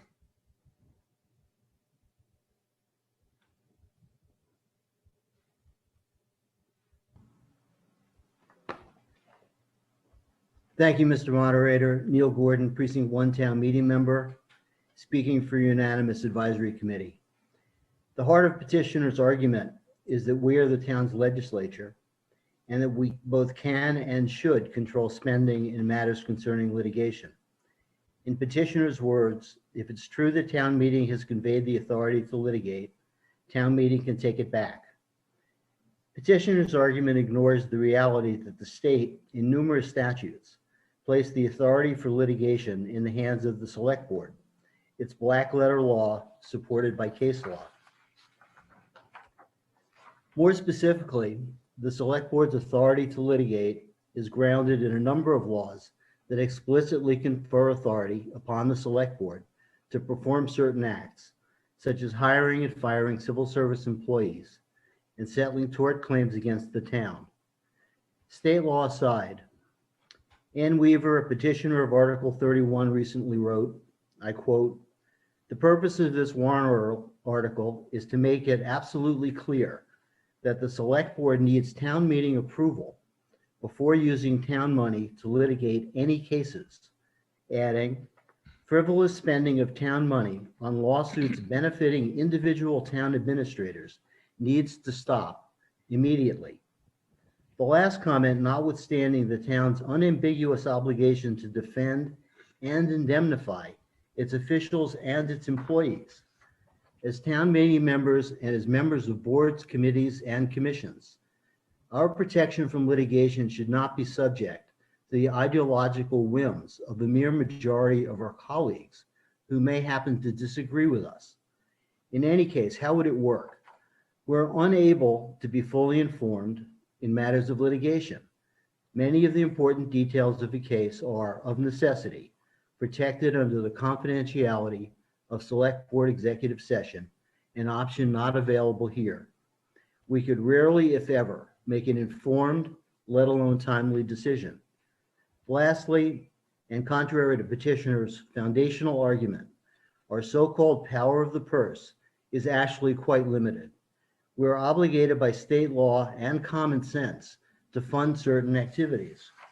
We're obligated by state law and common sense in our ability to defund or impose conditions. Can we remove school funding from the annual budget? Can we defund an election or set conditions on the town clerk, such as no election-related spending north of Boylston Street? You don't need a Harvard Law degree to know the answers. Petitioners suggest that Article 31 is a simple change in the dynamic between town meeting and the Select Board. Their suggestion is simply not simple. They further say that while the mechanism proposed in Article 31 may not be perfect, perfect can be the enemy of the good. A unanimous advisory committee concluded that Article 31 was neither perfect nor good, and by a vote of 26-0, recommends no action. Thank you, Mr. Moderator. Thank you, Mr. Ananian. PowerPoint. Hello, I have some slides. While they come up, I'll say my name is Scott Ananian. I'm a town meeting member from Precinct 10. Next slide, please. So I'm going to give a brief review of how we got here, why warrant Article 31 is before town meeting tonight. 6 months ago in June, town meeting, you all passed a condition of appropriation on the Brookline town budget. It read, "No town funds or funds whose expenditure is controlled by the town shall be expended after July 1st, 2020 for the purpose of compensating town employees, engaging outside counsel, or any other purpose associated with appealing the Massachusetts Superior Court decision of August 2nd in the case of the town of Brookline versus Gerald Alston and the Civil Service Commission, except that such funds may be employed for the sole purpose of terminating litigation and settling the case. As we are learning on a national level, whether you are on the winning or losing side of that vote, that is the democratic will of town meeting, conducted fairly according to the rules our town and state founders have established.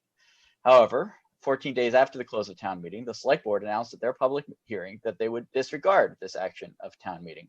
I will read you the statement read by the chair representing the majority of the select board. We believe that town meeting's amendment to deny funding for this appeal is invalid. It exceeded its authority, and we will continue with this case in the normal course. That means, as a practical matter at this time, funds that town council previously encumbered from fiscal year 2020 for the contract with special town council to handle the Alston appeal will be used, after which we may have to then use fiscal year 2021 funds, which, as I said, the majority of the select board considers to be available because of the invalidity of the town meeting amendment. This announcement by the select board was contested by Mr. Obele, and of course it was ultimately dismissed on October 21st due to lack of standing, as Mr. Obele is not a Brookline resident. The court's ruling quotes Tax Equity Alliance of Massachusetts for its Commissioner of Revenue and saying, quote, the individual plaintiff's difficulty in immediately identifying a plaintiff with proper standing does not foreclose the existence of any taxpayer who might be able to show harm under a proper set of facts, and explicitly mentions a 10 taxpayer lawsuit as an appropriate avenue to pursue the claim. But that is not why we are here today. We are not a court. We are not here to settle that question, which is yet to be properly brought. We are here because, to justify the select board majority's decision, the town advanced a memo relying on town bylaw section 313. It claimed via this bylaw that the legislature has specifically conferred the authority for legal actions to the executive branch. A previous speaker attributed those words to me, but this was the statement of town's council. Town meeting has conferred. Well, the solution to that is very simple. Next slide. And this article solves the purported issue raised by town council in the most economical way possible, adding 20 words to the bylaw. Note that this is the exact same section which we successfully amended earlier in town meeting to prohibit the use of non-disclosure agreements. It is possible to limit the way the select board handles cases by amending this bylaw. You have heard from an opposing speaker about a number of implausible ways a future town meeting could hypothetically pass outrageous conditions of appropriation. That is not for us to debate tonight. That is a matter for that future town meeting, which I trust will be as wise as we are here tonight when we pass this amendment. At public hearings, thank you. Town council has stated that no expenditure of fiscal year 21 funds of the Alston case in violation of the condition of appropriation has yet occurred. This restraint by the town is acknowledged, but the select board explicitly stated that, quote, the majority of the select board considers fiscal year 21 funds to be available. This warrant article, if passed, would make clear to that majority of the select board that fiscal year 21 funds are not to be expended on this case. Dave Gayshock will explain the legal basis for the authority of town meeting, but the legal issues are not a matter for town meeting or town council to decide. As with all bylaw amendments passed by town meeting, this amendment will be reviewed by the municipal law unit of the Office of the Attorney General. They will rule as to the matter of doubtful legality. If they should determine that town meeting cannot tell the select board they must not continue to expend money on the Alston civil case, then this vote will simply express the sense of town meeting that the select board should not continue to expend money to prosecute this case. A vote of favorable action is not wasted. The Alston case has been a sore on this town for 10 years. Enough is enough. Next slide. I urge you to vote favorable action on warrant article 31 to affirm town meeting control of the town budget and close the alleged loophole in 313. Thank you. Thank you, Mr. Van Scoyac. Yes, thank you. John Van Scoy speaking for the select board. I confess I'm a little chagrined that this is the third time I've spoken for the select board tonight. And I assure you that's purely by accident of some shuffling of the order of some articles and the accident of how speaker assignments were dealt out. I'll try to do honor to the time allotted to me. The debate the town meeting went through in June was a necessary one with a close result. Town meeting members weighed the arguments for and against using their power of the purse to go where town meeting had never gone before, by cutting off funds for the town legal department's defense of the town in an ongoing litigation. In the end, town meeting's vote was 112 in favor of stepping into the arena of litigation management versus 106 town meeting members who voted that litigation decisions should remain where they have always resided, with the select board. So the margin was just 6 votes. It is notable that a high number of town meeting members, fully 18 of you, abstained. I would hope that those 18 who abstained were in fact troubled, justifiably so, by the prospect that the delicate balance of powers between the executive and legislative, the select board and town meeting, was in jeopardy. Tonight, with the vote on Article 31, we face an even more consequential question. Should town meeting assert power over litigation decisions, not just in one case, but potentially in numerous cases, whenever it so chooses? This would be the effect of Article 31, which engraves in our bylaws this unprecedented assertion of town meeting power. If you were troubled by the vote in June, you should be even more troubled tonight. What Article 31 represents is an attempt to double down on a risky assertion of power with no clear evidence that town meeting will in fact step up and deal with the consequences. Has anything happened since June to substantiate that town meeting can effectively manage litigation based on its power of the purse? Quite the contrary. While town meeting by its narrow vote attempted to cut off funding to our town council's office, where was town meeting when the legal department and select board then had to make crucial decisions about submitting briefs and preparing for oral arguments in answer to a call from no less a body than the Massachusetts Supreme Judicial Court? Where was town meeting when a litigant made a spurious writ of mandamus claim and a decision had to be made? Would the legal department be expected simply to surrender defense of the town?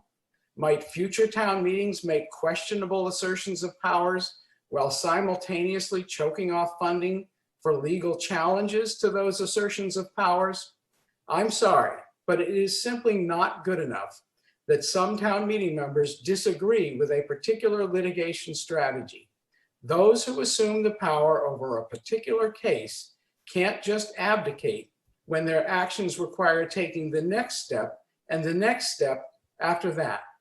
And the reality is, town meeting isn't framed for that purpose. It is a deliberative body that meets infrequently and only for predetermined and thoroughly vetted questions. Matters of litigation arise unpredictably and require immediate action. They can't wait for town meeting to convene, and they rarely lend themselves to yes or no votes by a body of 240.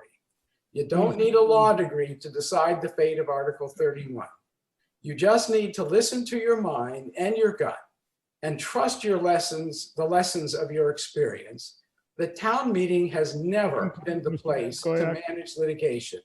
This is not the place, now is not the time to depart from our time-honored separation of powers. Be wise, be true to yourselves, and please, this time, be humble. And please join a majority of the select board in voting no action on Article 31. Thank you, Ms. Weaver. Weaver.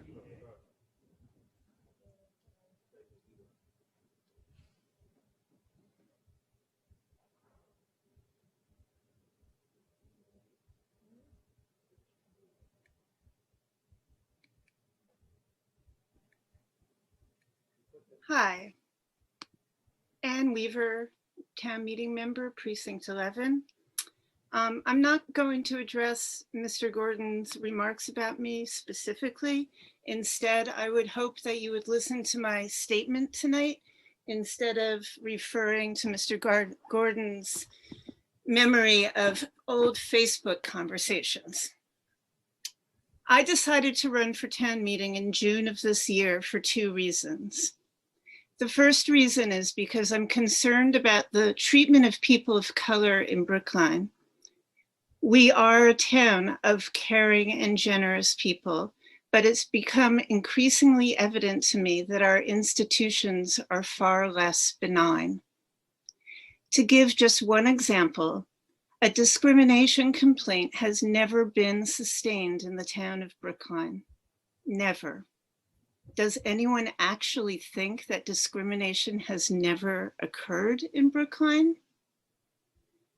The second reason I decided to run is because I believe in the inherent value of town meeting. I believe in our collective purpose and in our judgment. In June, I proudly co-sponsored the budget motion to defund the continuous appeals by the town on the Alston lawsuit, litigation which demonstrates a clear example of the racism embedded in our town's political body and which should be an embarrassment to all who live here. Together, town meeting passed that warrant article. And then the very people who sit as select board members, who presumably believe in our participatory system of government, completely disregarded the town meeting vote, as though it didn't matter. Our collective vote should not be heeded only when it suits the select board. The select board cannot tell us we have a budget crisis while they spend hundreds of thousands of dollars pursuing a vendetta. The select board cannot tell us that we have a budget crisis while they hire lawyers and pay them $625 an hour. The select board cannot tell us that we have a budget crisis and then create a new full-time position in town council's office solely to focus on claims of discrimination instead of acknowledging and addressing the sources of those claims. Town meeting has granted litigation authority to the select board, and we now can amend that authority. That is what we are asking you to help us do tonight. Specifically, revoke Please conclude, Ms. Weaver. Revoke the select board's authority to spend town funds on any litigation when town meeting expressly bars it. Profligate spending on a personal vendetta is not sound fiscal policy. Thank you, Ms. Weaver. Maintain the integrity and functions of town meeting. Please vote favorable action on Article 31. Thank you. Thank you, Ms. Stamfer.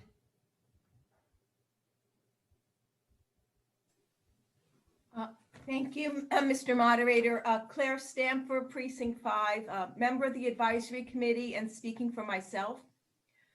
The proponents of Article 31 disregard the sound reasoning behind conferring litigation authority on the executive branch of town government. Members of the Select Board, unlike town meeting members, are elected in a town-wide electoral process, not just a precinct election. Voters all over Brookline have entrusted members of our Select Board to fulfill their duties to our town. Those duties include, among many others, the authority to hire, substantially discipline, and fire civil service employees under the state civil service law, and the authority to settle personal injury and property damage claims brought against the town under the Massachusetts Tort Claims Act. The Select Board is authorized to meet in executive session under the open meeting law to discuss claims against public employees in a way that protects sensitive private information concerning both the accused and the claimant.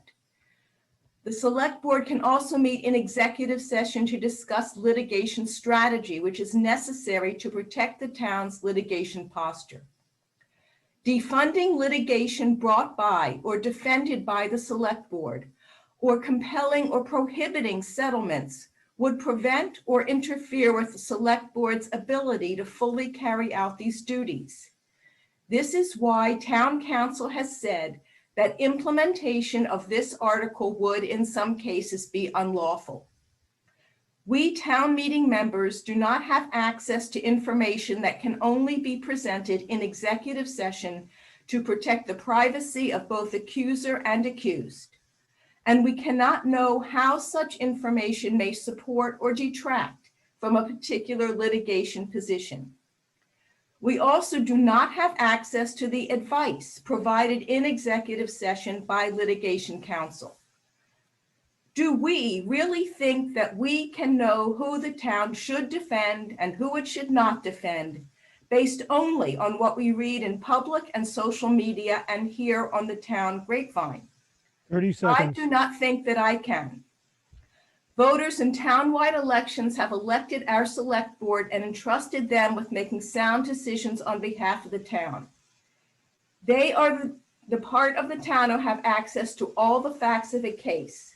We town meeting members should not put ourselves in the position of second guessing the nature of any case based on incomplete information or what we have read on social media. We Please should wrap up. continue to provide the select board the support they need to do their difficult job, and in the course of reviewing a case should have the confidence that the funds will be there to use for the town's legal team to continue or to resolve these cases. Please vote no action on Article 31. Thank you. Thank you, Mr. Lepson.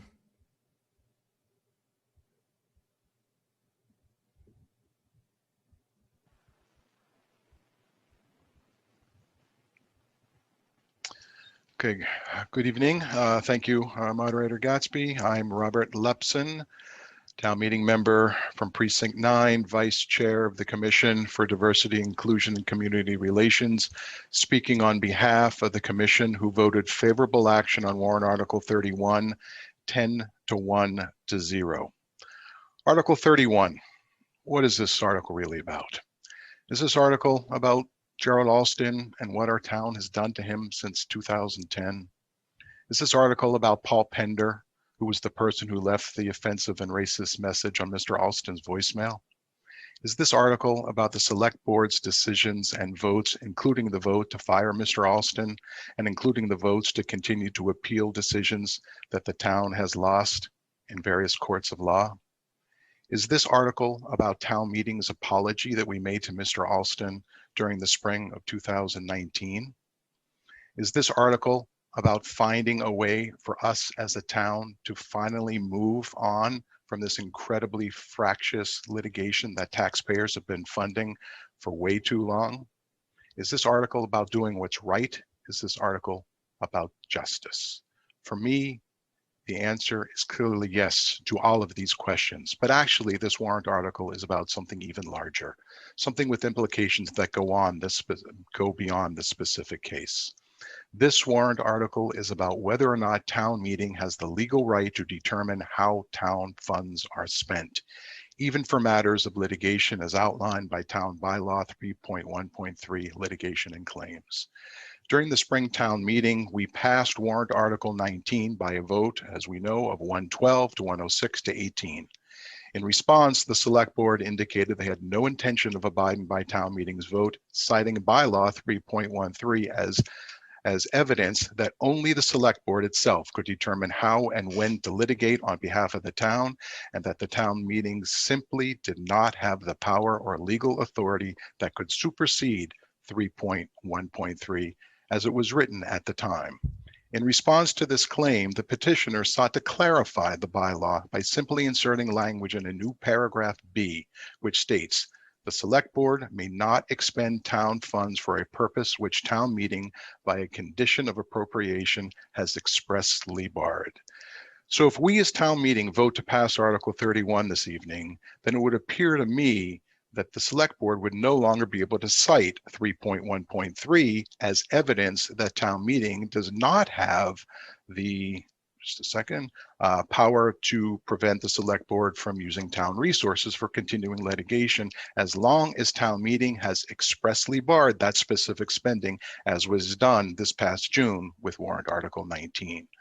I've heard arguments, and we heard them just a few minutes ago, that if 31 passes and becomes enshrined in our town bylaws, then town meeting will use this provision to stick our noses in every piece of litigation that we find even remotely troubling. For me, this argument is nothing more than a paper tiger that should be taken for what it is, a scare tactic to guard against some future town meeting that could potentially run amok. To this, I have to say, town meeting has never, not once, never even attempted to pass a warrant article like we did with Article 19 this past June. And as far as I know, has never attempted to thwart any litigation funding like we did this past spring. With all that said, let's close this alleged loophole in 3.1.3 so that we as a town finally do some justice in this case. I strongly urge that once again, we as town meeting send a message loud and clear that enough is enough is enough by voting favorable action on warrant Article 31. Thank you. Thank you, Mr. Rosenthal.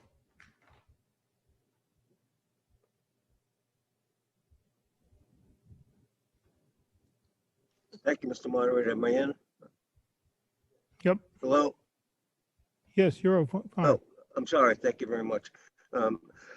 Marty Rosenthal, Precinct 9 and Chair of PAX, which once again has people involved in the Alston federal case. When his name is invoked, as John did for NDAs, I know which way the wind blows. Yet I'll offer more grown legalistic thoughts. P.S. All policy issues as well, explaining our November 15 letters downright illegal under state laws.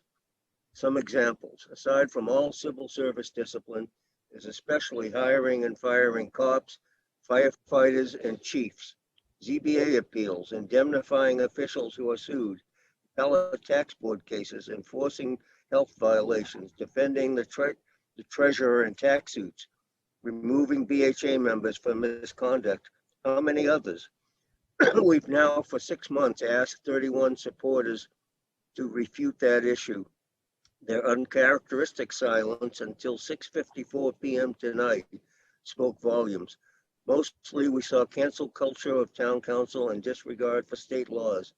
See page 31-1 as to June's letter by the town's outside lawyers, but mistakenly critiquing only one sentence: the condition of appropriation is limited to where the legislature has specifically conferred the authority for such executive actions, thus referring only to town meeting. Petitioners then reply on the same page, essentially, without conceding the validity of this legal opinion currently being contested in court, and by the way, misstating the recent Obelis cases issue on which the town actually prevailed. A simple remedy is obvious. If the legislature has specifically conferred authority to the executive branch, then town meeting may take back 313 authority. Some have also urged us, this article isn't about anyone's opinion on Gerald Alston, it simply amends 313. Well, I'm sorry, to quote Judge Gilda Ratner, not. Petitioners, until Mr. Gasoch's email 6:54 tonight, have ignored state laws, but he now absurdly says they're not included here. But this is all about Alston, and that is about state law. In part, that's why Obili lost his case. Even this body, which I love, cannot override state laws. A usually thoughtful TMM has said, we naysayers, legal opinion is largely irrelevant. The worst thing will be no effect. Again, not. AG Healy might say, okay, except when contravening state laws. And then we get more Facebook frenzy, more wasted time by town council, by the select board, and by the courts, like Obili's Hail Mary pass. 1 minute. You also canonize the Civil Service Commission. I sent today the listserv to the listserv yesterday's Globe, with the commission yet again rescuing a corrupt cop, Methuen police chief. Trashing the rule of law was one of Trump's travesties, yet Alston supporters now do that. As for separation of power, a second core value, Boston's John Adams conjoined both values in Massachusetts' Declaration of Rights. The legislature shall never exercise the executive's powers and vice versa, to the end that it may be a government of laws, not of men. P.S. This month's the Mayflower Compact's 400th anniversary, with the power, quote, to just and equal laws. Like the Alston case, most people misunderstand Shakespeare's "the first thing we do, let's kill all the lawyers." It was shouted by the anarchist mob.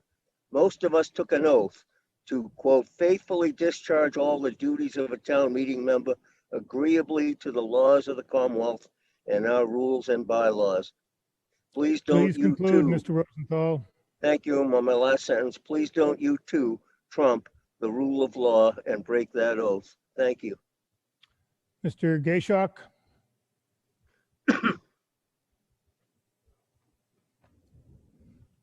Thank you, Mr. Moderator. I have slides, please.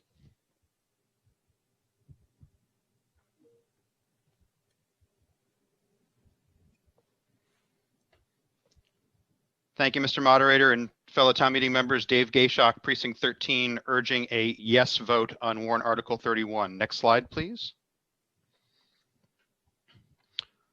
Next slide, please. Oh, back one, please. Thank you. Warrant Article 31, despite what you've heard from my esteemed brother-in-the-law, Mr. Rosenthal, and others, is clearly legal. In fact, Mr. Rosenthal admitted that AG Healy's response here might be legal except in cases where state law trumps, which is exactly the right answer. There are two sources of select board authority. One, in a limited number of cases, are state laws that grant select boards specific powers to cover certain areas, like eminent domain, for example. In the rest of the cases, as cited repeatedly by town council and others in the course of our discussions of the past several years, the only reason why the select board has authority is because it's been delegated by town council, or sorry, by town meeting. That is category B. Next slide, please. Quick review, unlike Mr. Van Scoyac said, this is not a delicate balancing of powers at the town level. All you need to do is look at the Mass Municipal Association's handbook for selectmen. The selectmen, that's their word, not ours, have less authority in their towns than the governor does in the Commonwealth or the president does in the federal government. Next slide, please. Part of that legal authority is by vote of the town. That's us, town meeting. That is not by the select board's own choosing. Next slide, please. Sorry to be running so fast. This is what state law says about litigation by and against towns. Chapter 40, Section 2, a town may sue or be sued and may appoint necessary agents therefore. We, town meeting, are that town who can appoint those agents. Next slide, please. Typically, the select board in this case are appointed by vote or bylaw as the agents for purposes of such suits. But as you see here, this does not mean, however, that they are the only agents who can be appointed and that their power is inherent. Next slide, please. Here's the case law. This is the leading Massachusetts Supreme Judicial Court case on the question of who has litigation authority on behalf of a municipality. Talking about Wellesley, which had a bylaw like ours and had a dispute about whether a different board could litigate without town meeting or select board authority. What the SJC said was, it's conventional learning that a municipal department is not permitted to bring suit for the town without specific authorization from the town, that's us, or from agents entitled to act for it. That, in the case of a bylaw like Wellesley's or ours, is the select board, unless indeed there is governing legislation conferring the power on the department. Next slide, please. That's state legislation. The SJC went on to point out, for permission to engage counsel under Wellesley's bylaw, which put existing authority in the select board like our existing bylaw does. Indeed, in the present action, they had to go back to settle an internal town dispute to go back to town meeting for a vote, or to the select board in that case, who had been authorized as agents by town meeting. Now note the citation for that sentence to a case of the New Hampshire Supreme Court called Moulton v. Beals from 1954. That's our highest court in Massachusetts, citing New Hampshire's highest court as persuasive authority. Next slide, please. So what did New Hampshire's highest court say? And I quote, in a case more on point to tonight's question, a dispute between town meeting and the select board, the town was free to place the management of the litigation in the hands of a special committee or the select board as it might see fit, with such instructions as it might choose to give with respect to council or otherwise. Quote, in New England, town meetings, the voters are the sovereigns, and their will, when duly expressed, is supreme, end quote. And then they went on to say, while selectmen, again, their word, outdated by 70 years, under the general authority given them, have a right to appear in such suits in which the town is a party, towns, that being us, town meeting, have the right at their pleasure to appoint agents or attorneys to take the immediate charge of their legal proceedings, end quote. Last slide, please. Where does that leave us? As our esteemed moderator himself said last month in discussing the legality of warrant Article 31. This does not mean the article is illegal. It means that there are certain limited circumstances in which state statutes will override it when a specific litigation authority has been given to the select board. In all other cases, this warrant Article 31 amendment to our bylaw is perfectly legal, and I urge you to vote favorable action. Thank you. Thank you, Ms. Brown. Your moderator is not your town council.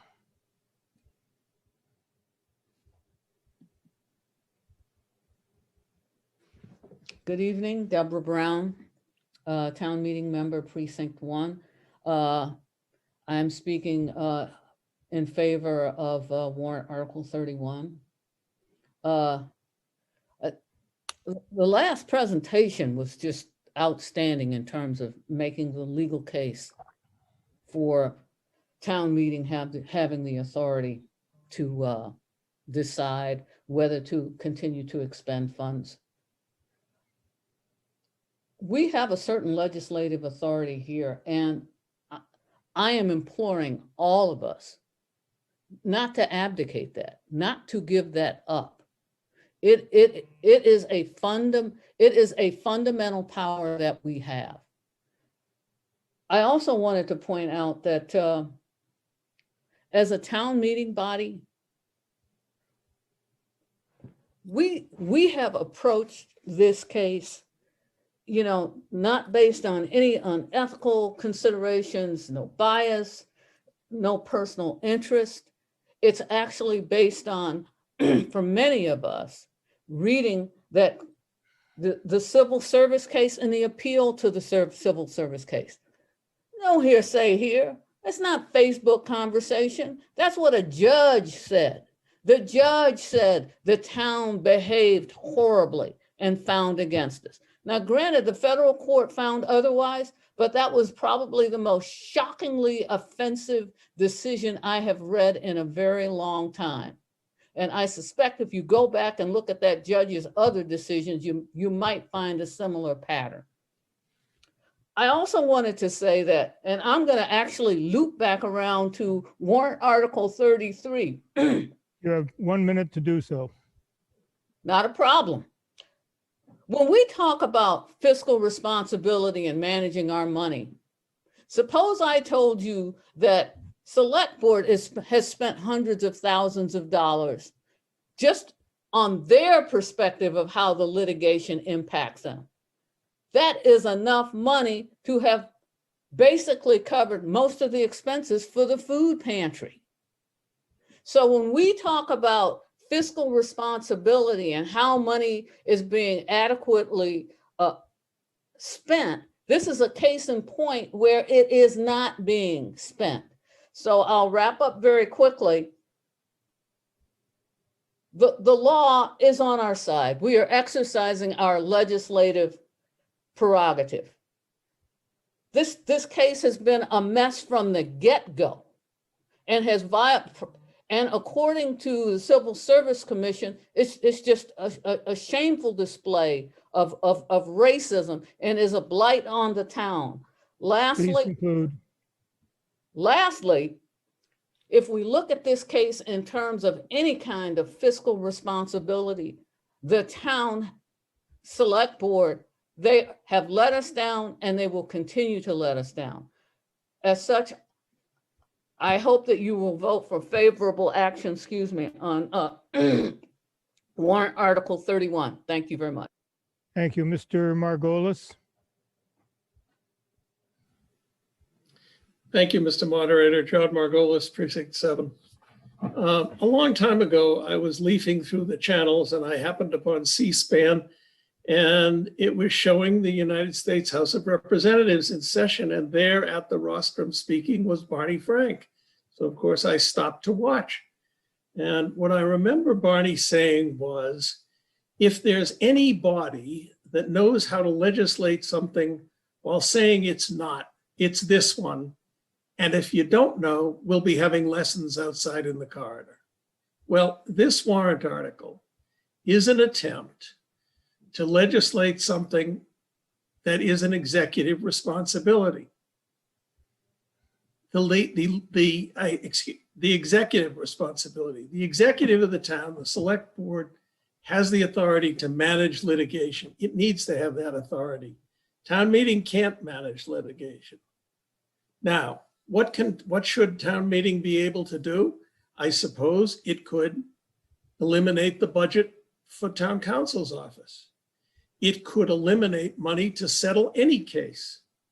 What it cannot do, and what I think is inherent in what has been said tonight in favor of the article, is direct that a certain case shall not be settled, or a certain judgment shall not be paid, or a certain lawyer shall not be paid for his services.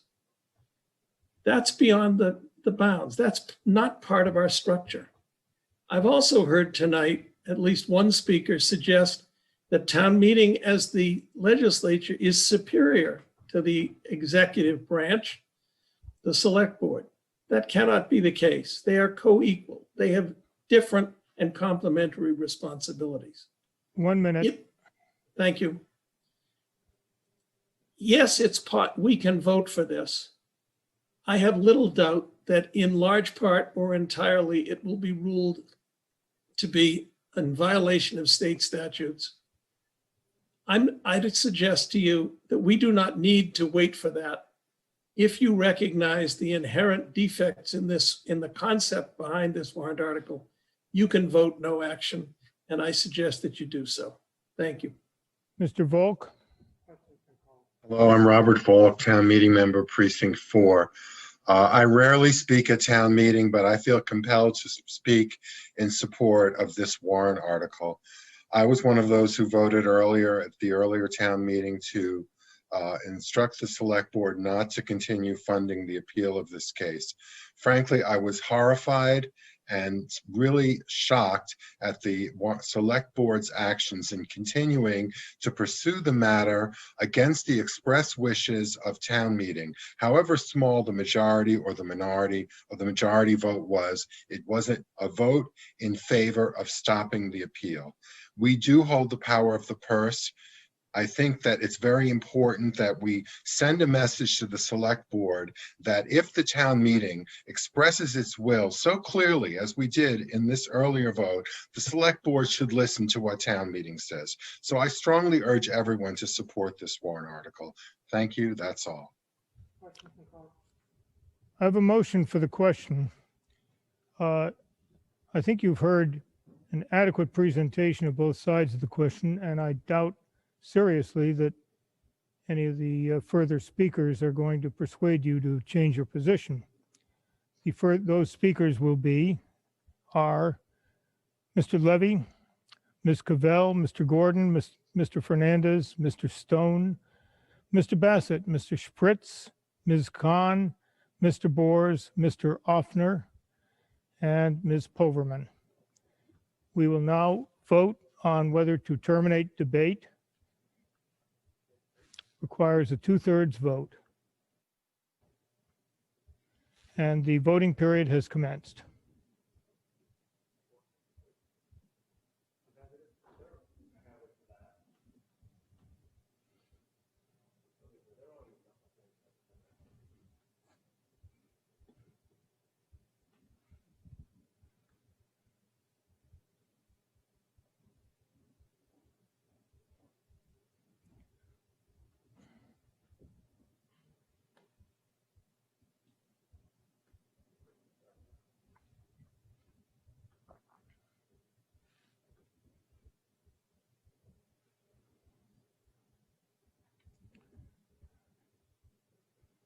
Voting period has elapsed. Mr. Jones.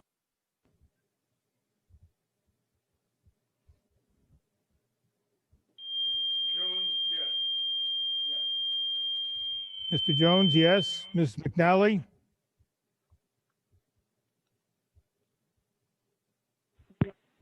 No. And Mr. Dewart?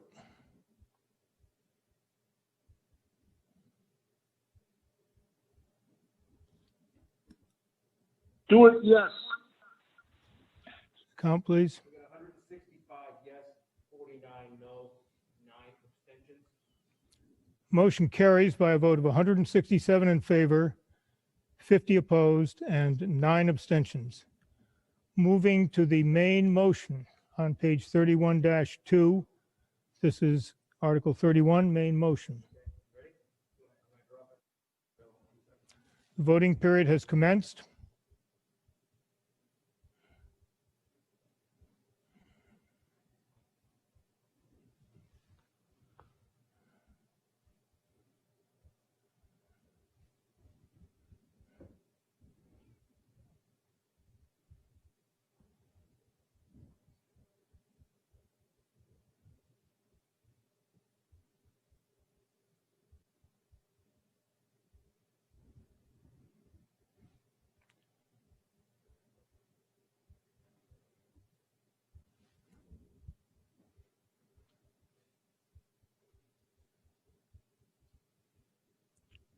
The voting period has lapsed. Mr.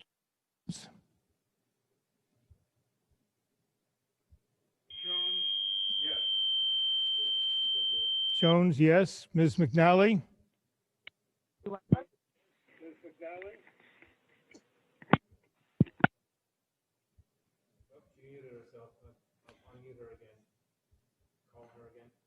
Ms. McNally?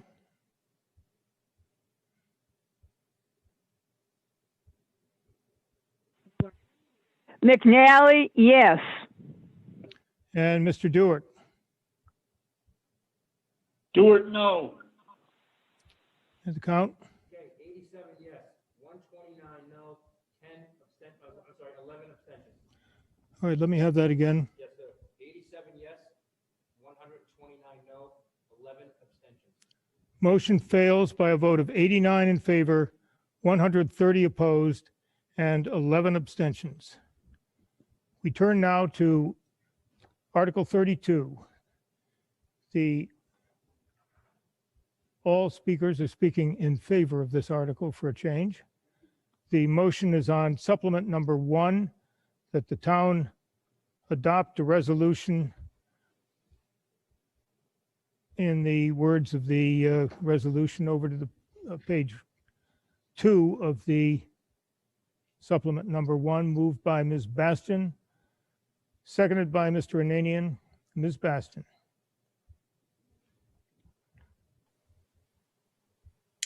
Can you hear me okay? Yes, please proceed. My name is Bonnie Bastian, town meeting member, precinct 5, and general organizer for Mutual Aid Brookline. I want to begin by personally thanking all of town meeting for recognizing the food insecurity emergency we are in and for passing the Brown Amendment in response. The food pantry now has access to up to $300,000. Thanks to you all. With that issue addressed, we now need to plan ahead for longer term needs in an informed and sustainable manner. Warrant Article 32 lays the groundwork to examine the racial and economic disparities that have always existed, in addition to the magnified disparities caused by COVID-19. This work will be done through a working group led by the CDICR and the director of the ODICR. They are tasked with bringing town agencies, organizers, community leaders, and community members with lived experience together around a virtual table to better understand the issues facing our most vulnerable communities. This data will inform a set of recommendations to the, recommendations to the town and help identify ways to repair these disparities in Brookline through many avenues, including the town's fiscal year 2022 budget process. The working group will present a series of 3 reports strategically scheduled to engage with the budget development and town meeting timeline between now and September 2021. We understand that the laws in place around the use of municipal tax dollars to address these issues requires us to be careful, but it is indeed possible. We are starting early and ensuring that these ideas are at the forefront as we begin the budget process. Yes, we are asking for a big shift in how we do things in town, but our communities deserve forward-thinking leadership in Brookline. Together, we can develop new ways to solve entrenched problems with all the tools at our disposal. Warrant Article 32 was written after Deborah Brown and I spent a lot of time in front of the Select Board these past 9+ months. You've heard us recount what we see and hear from the perspective of Mutual Aid Brookline and from Deborah's years of activism in town during this pandemic and beyond. We consistently pushed for action beyond one-time injections of federal money, which are enormously appreciated, but they do not provide long-term sustainability. We stated many times that the work of repairing inequities in town should be a part of the town's priorities and built into the annual budget.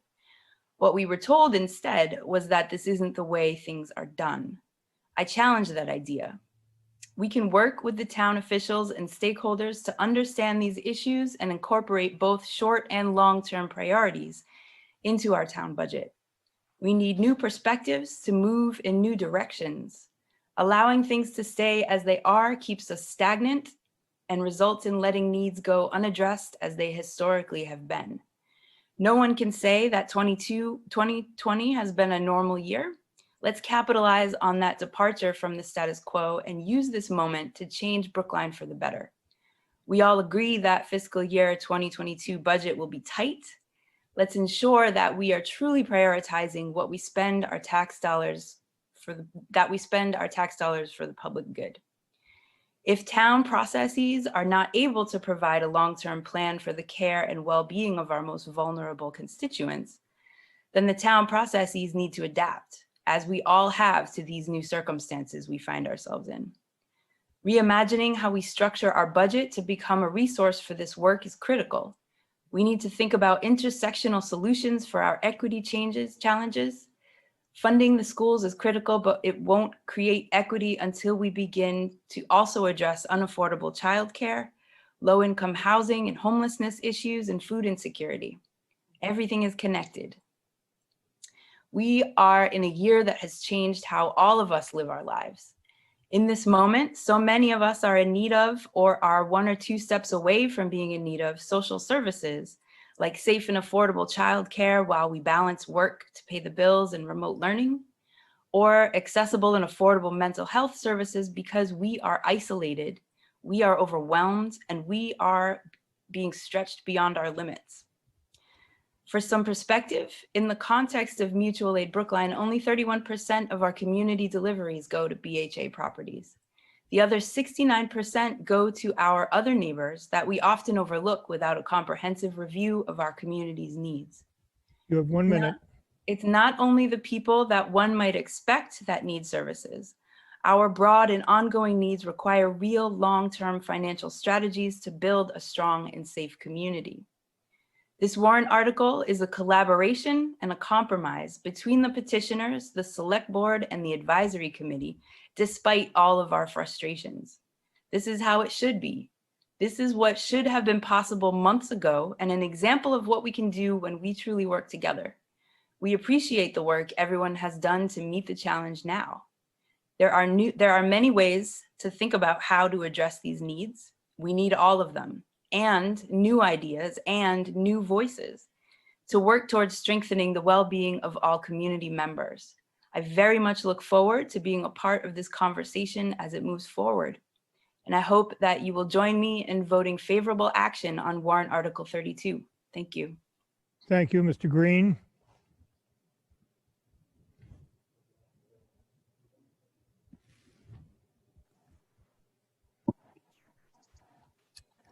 Thank you, Mr. Moderator.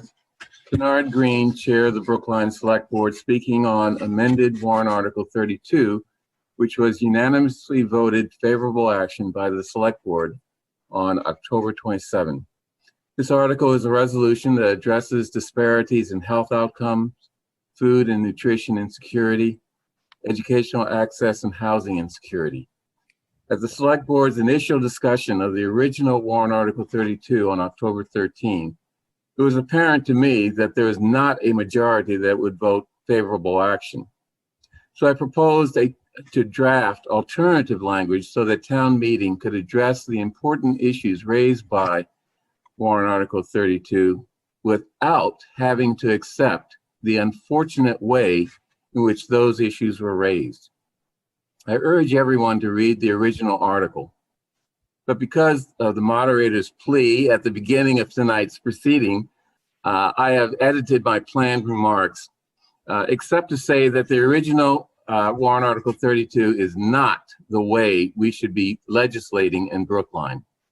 And this is a problem with many warrant articles on many issues presented to town meeting. Let me just put it this way. Too often people see a conflict between being, quote, progressive and being, quote, prudent with the town's resources. And we've heard that discussion tonight. Prudence means accepting the limitations of municipal government, considering what we can and cannot do legally, reflecting on the impact on town finances, not just this year, but over multiple fiscal years, acknowledging the requirement of a balanced budget, and determining whether a proposed action is thoughtful and based on good data. You have 1 And minute. we should act prudently, even if that's not someone's view of what it means to be progressive. But in fact, prudence allows us to do progressive things that are sustainable and therefore real. As it turns out, the prudent approach used in the amended warrant article 32 resulted in an effective and sustainable way to address the real problems presented by the original warrant article 32.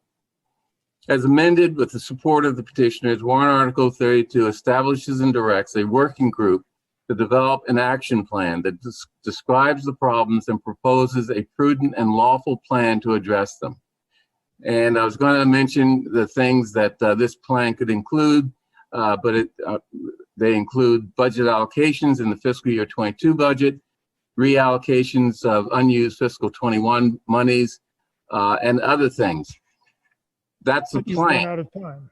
Okay, so let me just finish by saying I asked town meeting to join a unanimous select board in voting favorable action on the amended warrant article 32. Thank you.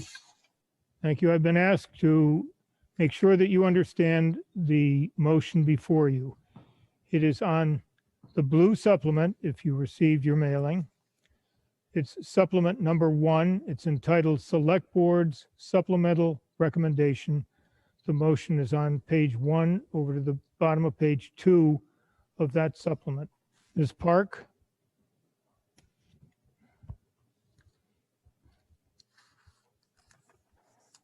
Hi, can you hear me? Yes. Okay, thank you, Mr. Moderator. Good evening, Susan Park, Town Meeting Member from Precinct 2, speaking on behalf of the Advisory Committee on Warrant Article 32. The petitioners have worked with the Select Board and the Advisory Committee, amending language to address the many needs identified by the petitioners from the last town meeting and into this town meeting. By a vote of 20-0 with 3 abstentions, the Advisory Committee recommends favorable action on Warrant Article 32 as amended and moved by the Select Board. It is evident that COVID-19 has created additional hardships, particularly for the most vulnerable in our community who have been impacted. There is broad support for the goals of Article 32 and for the overarching objective of finding ways to more effectively address acute and long-term needs of Brookline's most vulnerable residents. The primary concern regarding this article, as originally proposed, was that budgeting by resolution creates funding mandates that may not be able to be met due to the town's formal budget process. The current version, however, urges the town to undertake a fact-finding, comprehensive, and collaborative process that includes town departments, certain boards and commissions, and other non-governmental agencies that could lead to formal modifications in budget processes to identify, understand, and address the disparities highlighted by the petitioners. Your advisory committee supports the final language of the petitioner's warrant article that an initial report be submitted to the Select Board before the opening of the warrant for the annual town meeting in the spring of 2021. An interim report be submitted to the Select Board before March 31st, 2021, and a final report submitted by September 2021 to the Select Board. This report will make specific recommendations on ways to meaningfully address the disparities in Brookline. Please vote yes. Thank you, Mr. Moderator. I'm done. Thank you. Ms. Schweitzer?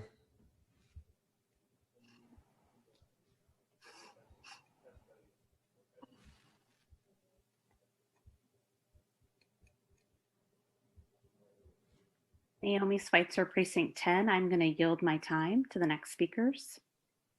Thank you, Mr. Black.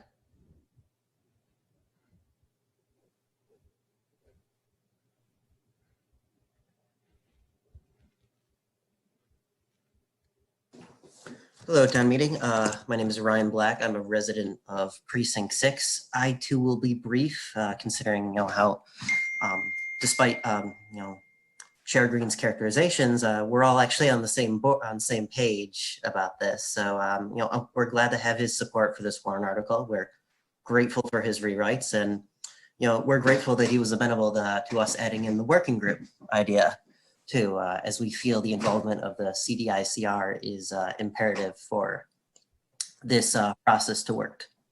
Well, thank you. I encourage you to vote favorable action, and I'm glad we all got on the same page about this. Ms. Brown, I'm sorry I skipped over you. A dangerous thing to do indeed. Ms. Brown.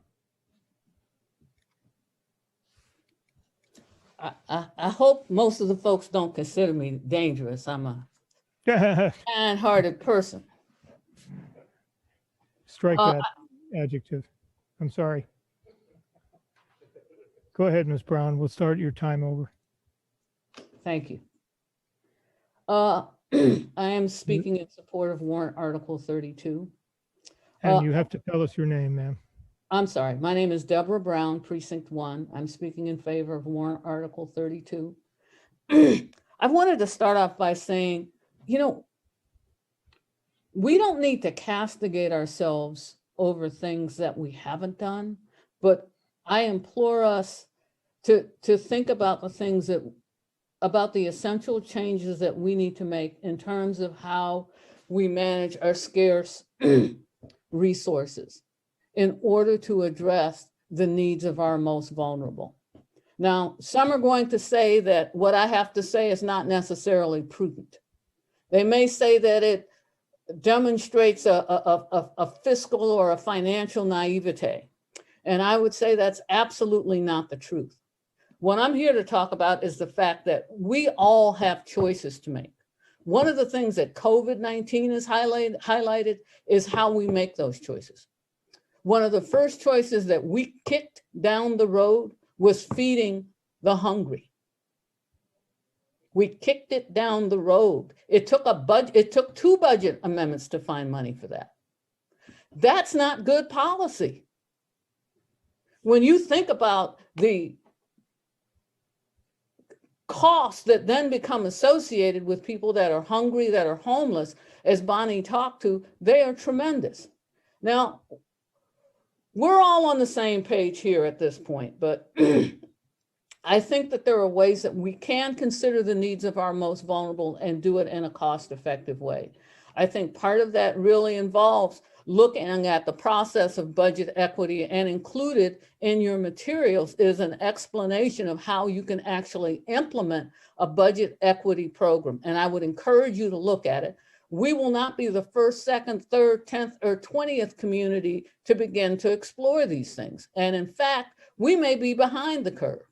I also want to say that community development block grant monies are not the only funds that we should be dedicating to the poor and the elderly and for housing purposes in this town. We have to begin to dig into our quote unquote local tax dollars. As a funding model, I would encourage us to think about how we can get more people involved. We have to think about how we spend money, and we have to personally begin to ask ourselves, what is it that we value? What is it we're willing to pay for? And that's not going to come out of a huge work group. That's going to come out of us actually thinking about what is it we want in our strategic planning, our bigger picture thinking. It's going to come out of whether we can carefully and realistically align our strategic values, our operational needs with how we spend our money. I'm going back to warrant Article 27, I believe. But that's part of what we have to do. So I'm going to conclude by saying that, again, we have to follow the money, but we have to do it in an equitable manner. It's not enough to just continue to do business as usual. And so I would ask for your support for favorable action for warrant Article 32. Thank you, It is Ms. the most prudent thing to do. Takanami.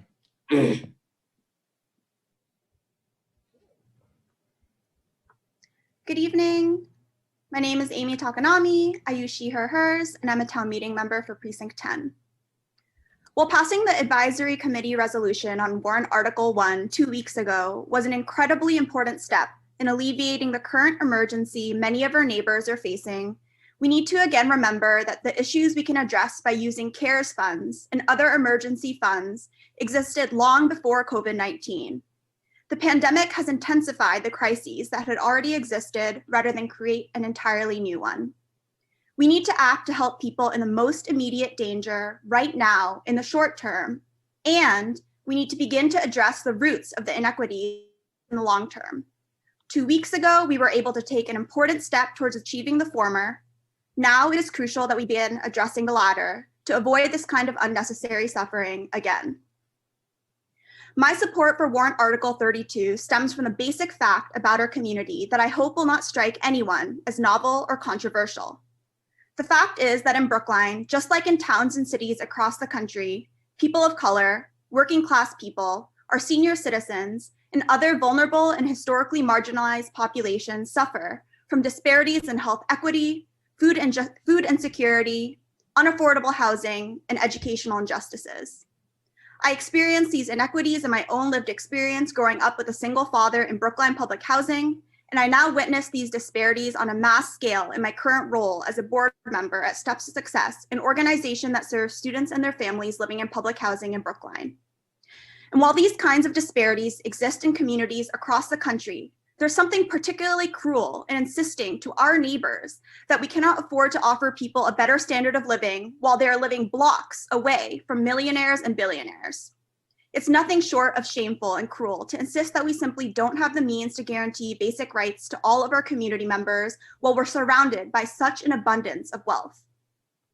In light of the urgency placed on us by this pandemic, I believe that now more than ever, it's crucial for us to call upon the CDICR to assemble and prepare a report on how we can begin repairing these disparities in partnership with many of the frontline non-town agencies and community groups and leaders who have been engaging in this work. These non-town agencies and community groups, such as the Food Pantry, Brookline Mutual Aid, the Community Mental Health Center, and more, have provided an invaluable service to the people of our community, one that we, as the Brookline town government, have failed to adequately provide, and their voices will be crucial in the formation of such a report and subsequent budget priorities and proposals. And it's important to stress again that these issues have long existed and been ignored and neglected before the onset of COVID-19. The disparities that were there before and are intensifying now are a direct result of our collective failure to address structural inequities in the distribution of wealth in Brookline. We are an extremely wealthy and resource-rich community. There is no good reason for there to be this level of suffering and need in Brookline. And every day that passes without change represents a collective decision that says we are all comfortable with this needless suffering. We have the ability to end it. And if we all truly share the values that we say we do, we must take an important step in doing so tonight and honor the results and findings of this report, whatever they may be. We must begin constructing a budget that finally not only includes but centers our most vulnerable and historically marginalized members, and warrant Article 32 offers a crucial step towards doing so. I hope you will all vote favorably on warrant Article 32. Thank you. Thank you. Elizabeth Neal, a non-town meeting member. N-E-I-L-L. N-E-I-L-L. She's the last person I have on the list, so we'll hear from her. You got her? I believe we're good. Okay, Ms. Neal. Thank you, Mr. Moderator, town meeting members, and members of the Brookline community. My name is Liz Neal, Precinct 3, and I am the Community Delivery Coordinator for Mutual Aid Brookline. I urge you, as with all of the other speakers tonight, to take favorable action on warrant Article 32. This article does not mandate that town funds must be spent. Instead, it resolves to study how the town can help address racial, health, food, and housing disparities. I understand the instinct to want data, particularly as the disparities named in this article have historically been understudied. Let's fix that together. As the delivery coordinator for Mutual Aid Brookline, I have been gathering anonymized community data on food and delivery needs for the last 9 months.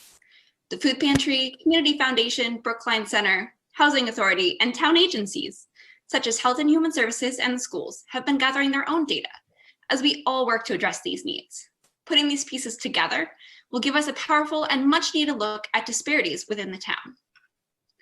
These needs are much broader than traditional knowledge might suggest.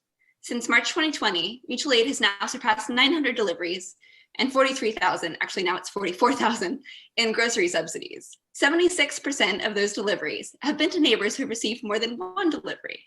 Our neighbors are really relying on us for continuing services. 31% of those deliveries have been to Brookline housing properties. We in Brookline are also proud of being an age-friendly town. More than 225 of our deliveries have been to elderly and disabled residential communities, and many more independently living seniors regularly get deliveries. In a 2018 Brookline survey, 26% of seniors reported having no food for a whole day, 1 to 10 days the previous month. An additional 18% went to bed hungry at least once in the previous month. Warrant Article 32 would allow the town to systematically gather more recent food insecurity data and truly envision new ways forward. We all agree that no resident's right to food should be endangered during this state of emergency, and I thank you for allocating CARES funds to address immediate needs. But we cannot ignore the need for more sustained efforts to address food insecurity. In a moment when our town's budget is tight, as so many budgets are right now, we need to ensure that we are working together to identify our needs and priorities. Like in many communities across America, food insecurity is a real disparity in our town. This article will enable town departments and community partners alike to work together and formulate a plan to help address these disparities. Please vote favorable action on Warrant Article 32. Thank you. Thank you. And it is time to vote favorable action on Article 32. The motion is on supplement number 1, Select Board supplemental recommendation, and you've heard a description of the motion. We're ready for a vote. The voting period has commenced.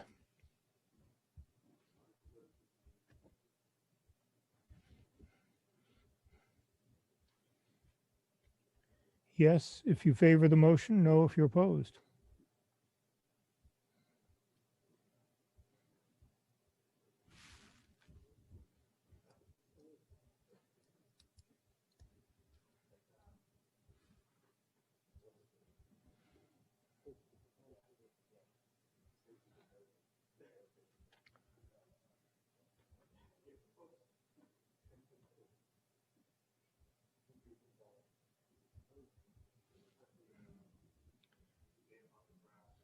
The voting period has lapsed. Mr. Jones?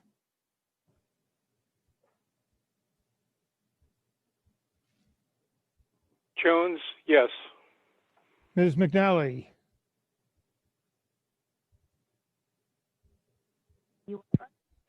McNally, yes. Mr. Dewart? Dewart, yes. Count?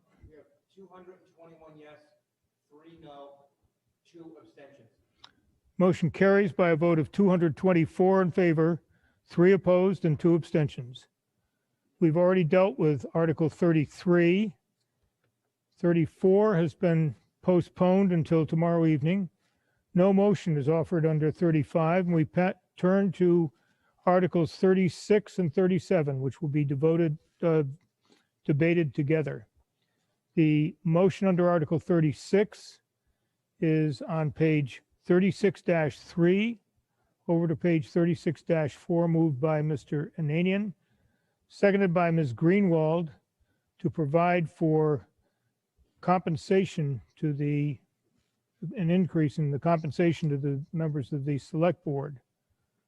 Article 37, main motion is on 37-2, again, moved by Mr. Ananian, seconded by Ms. Greenwald, to provide compensation to the members of the school committee. The Select Board would amend the main motion of the petitioner, as provided on page 37-4 by, if you look on page 37-2, the select board amendment would add the following language to the end of the second line of the first "be it resolved" clause. Members and $20,000 chair and vice chair. So it would read, the town should budget for annual stipends, et cetera, at a total cost of compensation of $15,000 paren members, close paren, and $20,000 close paren chair and vice chair, close paren. I call on Mr. Ananian.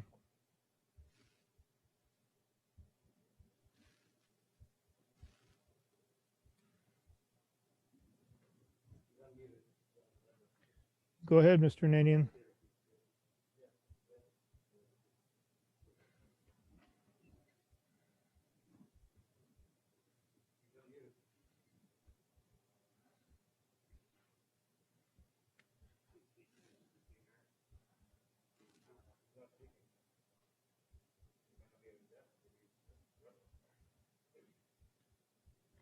Mr. Ananian, try unmuting yourself. I'm not sure what the problem is. We have cleared the way for you.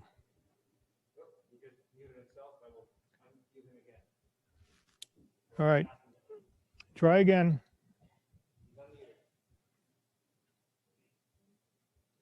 Speak, Mr. Ananian. Can you hear me? Yes. Okay. I don't, technical difficulties. Yeah, and unfortunately, I think there's some confusion on the motion here as well. There is not a disagreement between the select board and the petitioner on this motion. I think that's correct. The motion you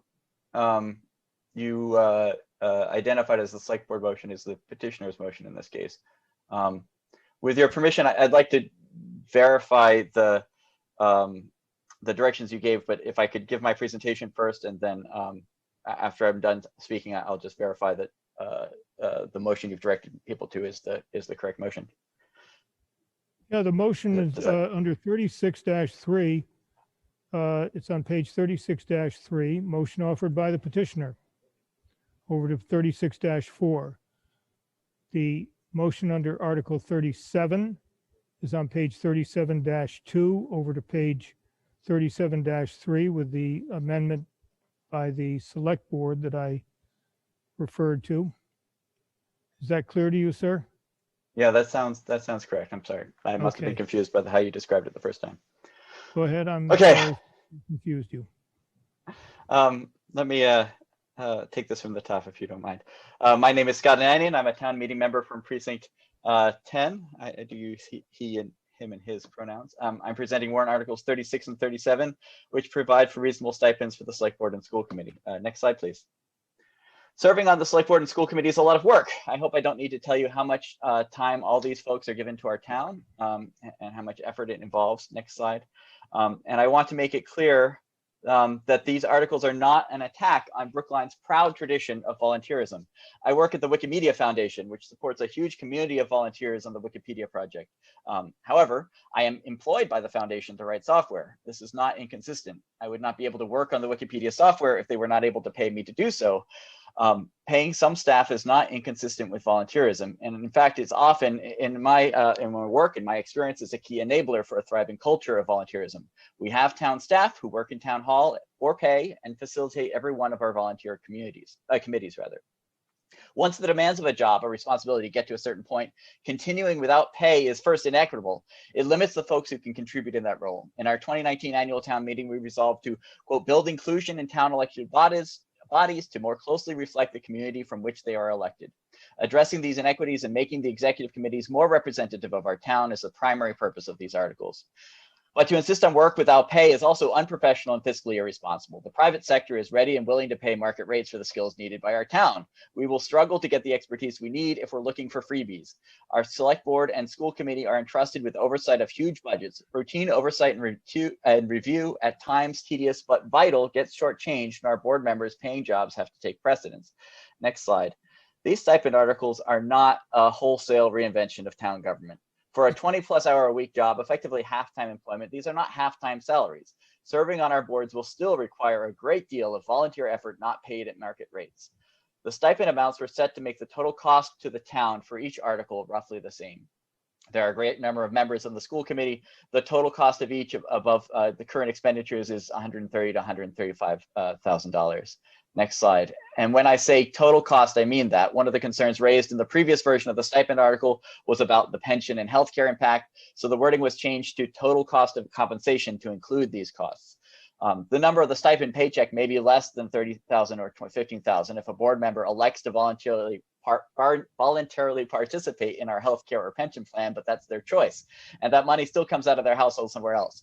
If I were to elect town healthcare, even if that zeroes out my town paycheck, it would mean that I don't have to take that amount of the paycheck for my other job.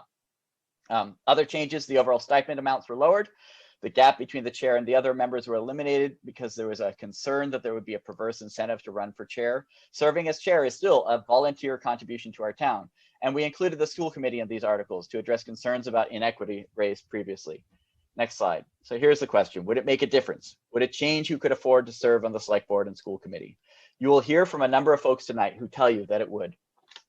When Nicole brought the stipend articles to town meeting last fall, I sat down with my wife to try to understand the issues better, like I do before town meeting often, and we worked out what we'd have to give up if it were me adding a 20-hour-a-week job, 20+ hour-a-week job to our lives. If I were working the amount of time the select board members are, I couldn't take that amount of time away from my family and family responsibilities. I'd have to go down to 4 days a week at my job so I could devote a day to the town. And a $30K stipend wouldn't make up that missing salary, but it would make it possible to still make our mortgage payments, possible to serve and still pay for the kids' daycare. It would still be a sacrifice, but it would be within the realm of possibility. That's the difference a stipend would make for my family situation. A two-kid, two-income family, we're earning comfortable incomes. If it makes a difference in my situation, how much more would that stipend matter to the voices I really want to hear from on the select board? And the stipend would be used by different candidates in different ways. In my case, I have the privilege of working a job where I can reduce hours or take less work. Some professions are like that: lawyer, freelancer, plumber. For others, the stipend might pay for childcare or healthcare, or let them drop a second job, or I could buy takeout when I'm not around to cook for my family. A cash stipend meets folks where they are and lets them make the choices that make the most sense for their situation. Everyone's needs are different. Next slide. Let me very quickly show some comparative salary data here. This is all in your supplements if you want to look more closely. One of our select board members ran this year for Norfolk County Commissioner to help make ends meet. That job would have paid $40,000 a year for one 30-minute meeting a week. Next slide. This article is just restoring the select board compensation to the levels they've historically been at from 1895 to about 1948. It was only when Brookline stopped regularly increasing stipends after 1948 that inflation was allowed to gradually erode the real value of the stipend. For 50 years in the first half of the 20th century, select board members were paid the equivalent of around $30,000 a year, what this article is restoring. I can't easily browse our library archives these days due to COVID, but I found select board and school committee salaries recorded in the 1868 town annual report. This has been a long part of our town's history. Next slide. When you compare to our neighbors, the closest comparisons with similar population are usually cities. Summing up the compensation of the entire select board or city council as appropriate, $2.54 per capita is on par with cities of a comparable size. Next slide. And for the school committee, you'd sort by school system enrollment. Our neighbor Cambridge sets a truly admirable example, paying a decent salary of $38,000 to its school committee members. And if you look at the composition of their committee, it seems to be effective. School committee members in general tend to be paid less than town executive members, which I'm afraid is probably part of our long-standing undercompensation of historically female jobs. Next slide. You'll hear more about the difference these stipends could make from the following speakers. Let me just urge you to vote, along with the Select Board, the CDICR, the Brookline Commission for Women, for favorable action for equity, inclusion, and responsible quality government. Thank you. Thank you, Ms. Westfall.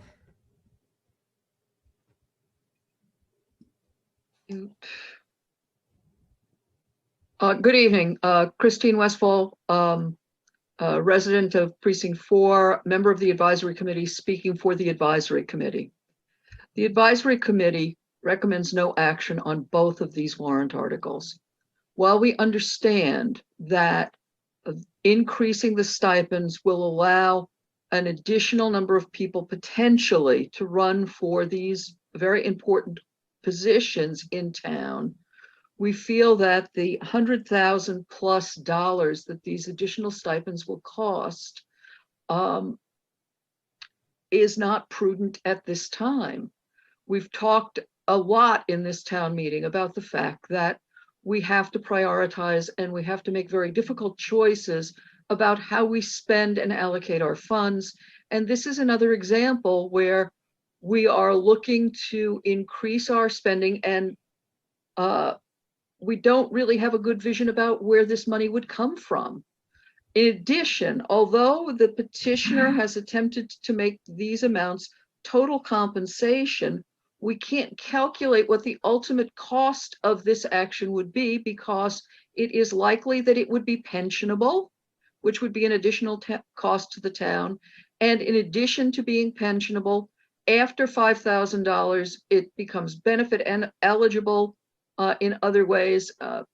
Mr. Ananian has talked about the fact that if you opt for health insurance, it might take that amount or more. And in fact, it would be more for a family plan. While we are sympathetic to the goals of the petitioners in terms of the amount of money and in terms of the potential for increased participation, by a vote of 24-0, the advisory committee recommended no action. In addition, warrant Article 37, because it applies to the school department, adds different complications to the process. It is likely that if we simply allocated the money to the school committee would have an opportunity to spend it any way that it sought to instead of stipends. If we add the money to the town budget and then distribute it to the school committee, we will need to make an amendment to our bylaws to allow that to happen. Again, with Article 37, the advisory committee voted 20-4-0 to recommend no action. It is not that we underestimate the effect that this will have in bringing more economic diversity to these groups. It is simply that this is not a good time to make these additional expenditures, particularly in situations where we can't know how much ultimately it will cost. If you read the advisory committee's write-up on this, we noted in the write-up on warrant Article 36 that even before the COVID crisis hit, town departments were requesting an additional $1 million that we didn't have to give them. Since the COVID crisis hit, there's even less money to go around, and there's more call on that money. I would ask you, and the advisory committee would ask you, to vote no action on both of these. Thank you. Thank you. Mr. Fernandez? Thank you. Raul Fernandez, Select Board member, speaking for a majority of the Select Board, recommending favorable action on warrant Article 37, with 2 of us voting in favor, 1 against, and 2 abstaining. I should note that we received advice from the State Ethics Commission that we're conflicted from voting on warrant Article 36 or speaking about it in our official roles as Select Board members, as I am now. So please take my comments in this forum to be focused on warrant Article 37. Let me first start by saying that I'm really proud of what we've done in this town meeting session, from expanding low-income resident representation on the Housing Advisory Board to limiting non-disclosure agreements, making our bylaws gender inclusive, providing much needed relief for low-income senior homeowners, and the important votes we took earlier tonight on the town school partnership, and just now in favor of budget equity. On these critical issues of equity, this is a town meeting that sees through the fog and does what needs to be done. It's been my pleasure to vote alongside you on all these issues. I noted earlier in this session how our recent vote to expand the franchise to 16 and 17-year-olds, our vote on Monday to study ranked choice voting, and tonight's vote on compensation are linked. It's all about providing greater access to and inclusion in our governance, which is absolutely critical to meeting the needs of all residents, particularly those who most need our support. So let's go ahead and clear away the fog and get to the heart of this matter. We have the opportunity tonight, at modest costs, to remove unjust barriers that are preventing the parents of young children, especially women, low-income residents, especially people of color, and many others who've been historically underrepresented in our government from serving in critical oversight and decision-making roles. And we've already heard from, and we'll hear tonight from people, brilliant, thoughtful people who would make the time to serve if compensation were raised. And when election time comes around, I, for one, want to make sure that the candidates who are running are the most willing and qualified among us, not just those who can afford to do so. 1 minute. If we were asked to vote tonight on an article that would erect barriers to prevent certain groups from holding office, I imagine it would fail spectacularly. Well, folks, those barriers exist right now, and there are many. Tonight's vote is an opportunity to remove one of those barriers. So let's get it done, and let's use this moment as a call to invite more people to serve, people whose voices and perspectives are sorely needed in our governance, now more than ever. Doing so would be both progressive and prudent.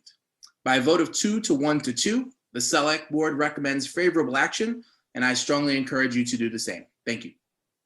Mr. Toffel?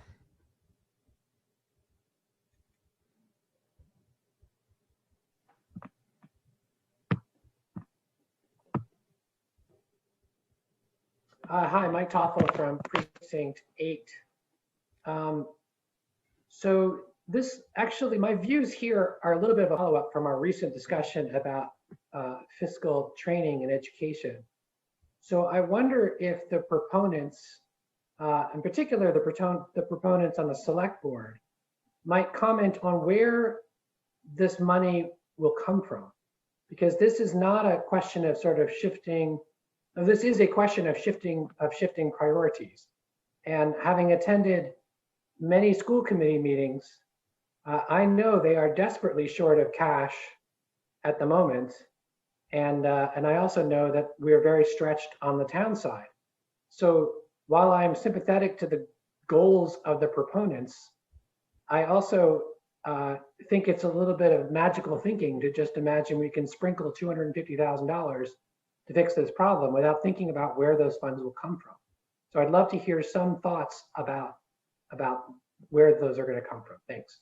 Mr. Fernandez, would you try to answer that question? And I think you can comment on both 36 and 37 without running afoul of the ethics rules. Appreciate that, Mr. Moderator. Yeah, glad to. I mean, with anything that comes before town meeting where any petitioner is asking for additional funds for something, that's, the question you ask, Mike, is a reasonable question. I think that's something that we need to figure out. What we do here in town meeting is direct the town as to what the priorities should be. And if town meeting decides to let the town, through the Select Board and the town administrator, know that this is a priority, then this is something that we go ahead, look at the budget, and we've got until, this wouldn't go into effect until July 21. We've got the time to figure out exactly where those funds are going to come from. Best answer I'm going to be able to give you tonight. Thank you. Ms. Greenwald? Greenwald. Can you hear me? Yes. Thank you. Good evening. I'm Ann Greenwald, town meeting member from Precinct 8, speaking in favor of warrant articles 36 and 37. I want to show a brief video from Dr. Natalia Linos, who ran for Congress in the 4th Congressional District. Can you show the video now?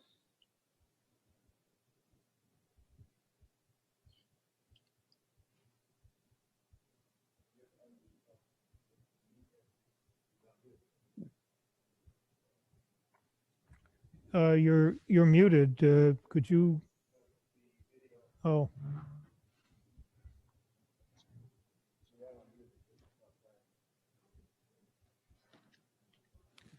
I'm sorry, your video is just not, we can't get the audio portion of the video. Okay. That's unfortunate. It was working when I sent it. Well, I'm sorry about that, but I just did. so proceed with your presentation, Ms. Greenwald. I apologize for our equipment problems. In essence, I will tell you, I did send. You couldn't find share computers. Oh, there you go. Want to play again? I think they're trying. Hello? Go ahead, you're on. My name is Natalia Linos, and after running for Congress, a few people asked whether I'd consider the select board. As a mom of 3 young kids, these are 2 of them, and as someone who works full-time, I simply don't have 20 to 25 hours a week to volunteer. If this were a paid position, the calculus would be different. I would reduce my hours at work so that I could serve. But this isn't about me personally. It's about the many parents, the many individuals who simply can't afford to run for office. It would be good for Brookline if this were a paid position. It would mean that the candidates would be more diverse and more representative of the Brookline that we live in.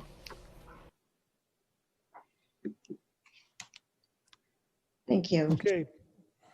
Okay. Brookline, we are missing out. Our select board, while diverse in some ways, lacks economic diversity.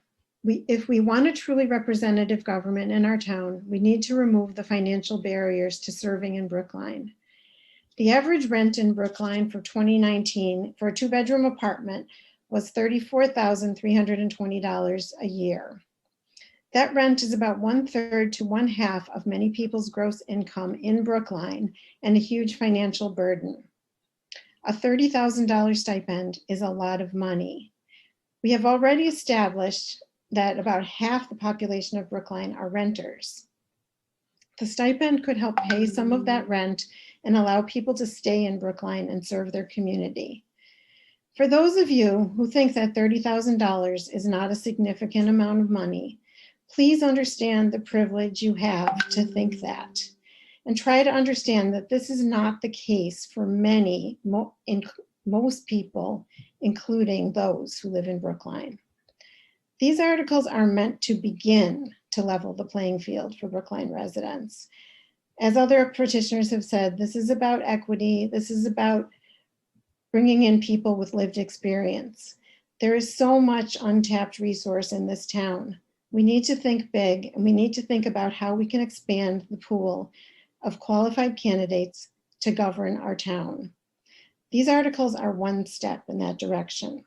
1 minute. Okay, thank you. As you make up your mind on how to vote on these articles, please consider the words of Dr. Natalia Linos and the many others she represents and vote favorable action on warrant articles 36 and 37. Thank you. Thank you, Mr. Wyszynski.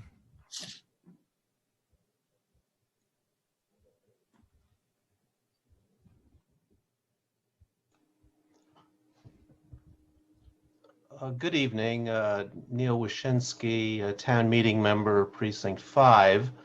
I just wanted to explain why I'm going to be voting against this, even though I co-sponsored it last time. While I agree with Mr. Ananian's descriptions of the job, and I still think it's unfair to expect so much from the select board without significant pay. I think there's been a change in circumstances, and really the COVID effect on town revenues tells me this is not the time to do it.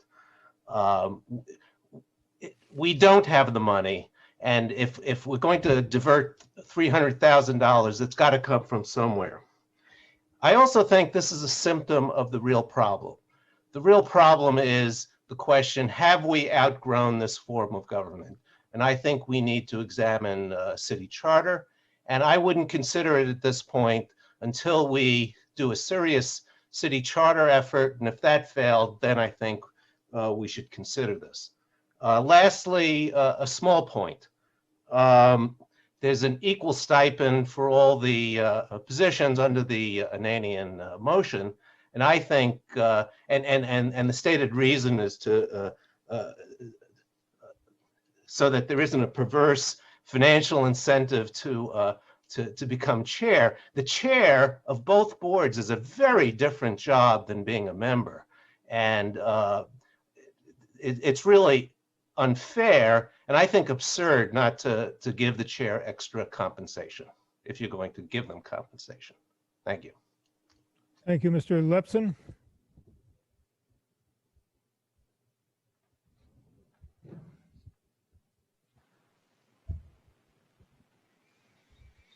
All right, I think we should be good to go. Yep.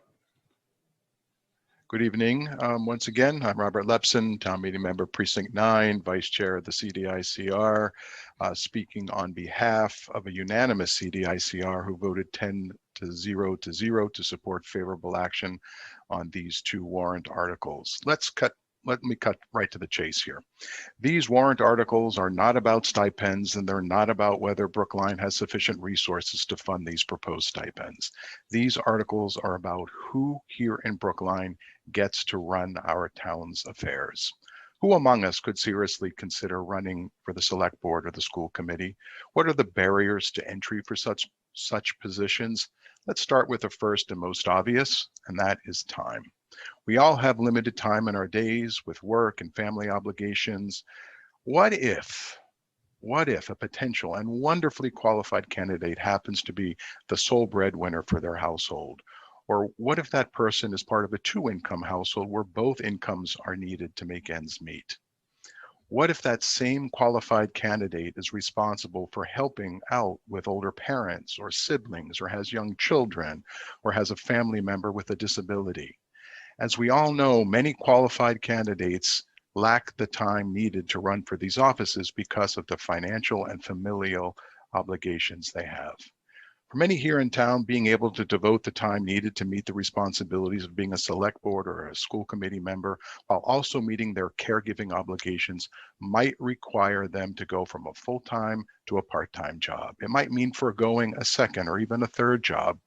And while at the same time, these folks would face a reduction in income, they would also face increased expenses for childcare and may even need to hire a home health aide. The list of possible financial pressures is limitless. This is where the stipends specified in 36 and 37 become critical.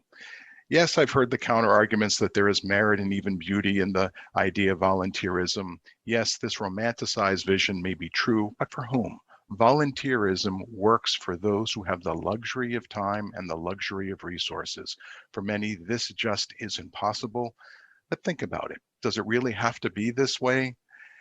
As a commission, a major priority and charge is inclusion. We are charged with expanding access. We must amplify voices that are silent and those that can barely be heard. These warrant articles and these stipends that go with them will do just that. Yes, we still need to find the money to make this happen, but with a $300 million plus annual budget, I'm sure we could find $135,000 for each for each board. And yes, I know the money still needs to come from somewhere, and it won't be easy to find these dollars in our current fiscal environment. But over time, these expenditures would be a small price to pay for the impact these stipends would have on the lives of not just those who would otherwise be unable to run for office, but on all of our lives, because we increase the possibility that we will get new and possibly underrepresented voices in our town leadership. So please, once again, let's think about our priorities and what new voices we want representing us. Please join me and a unanimous CDICR and vote favorable action on Articles 36 and 37. Thank you. Thank you, Mr. Sandman.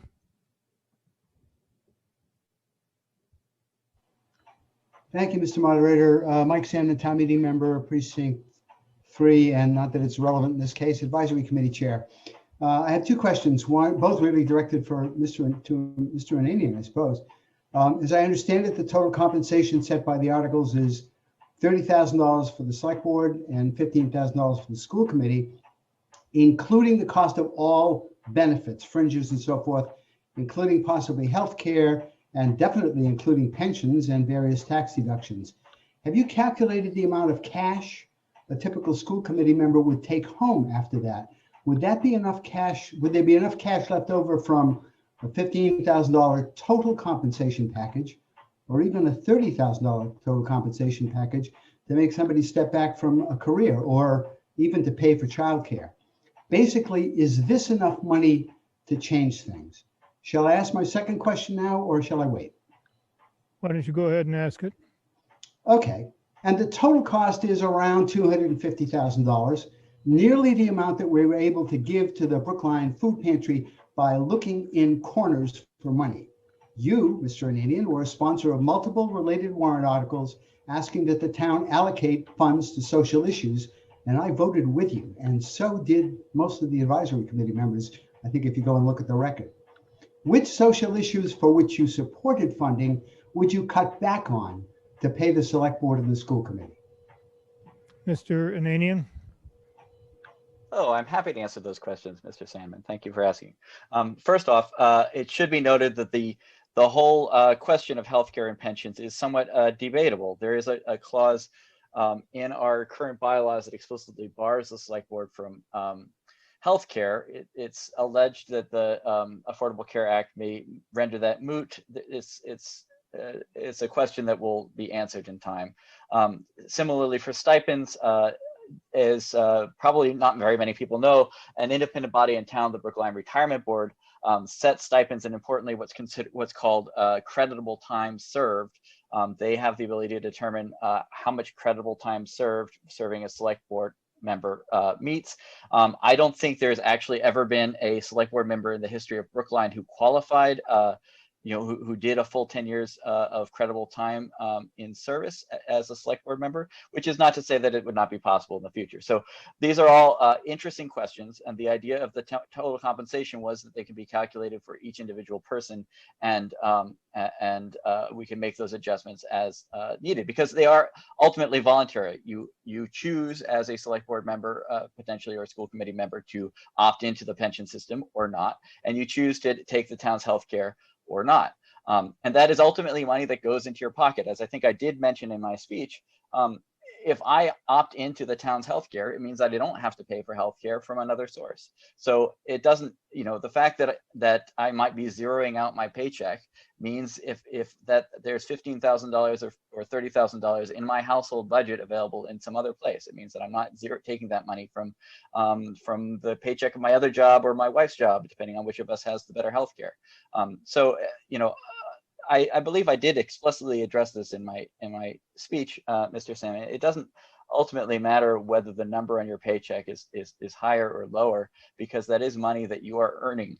Is money that you can use to your household expenses. And I confess I've forgotten your second question now. Oh, I think it was about where would the money come from?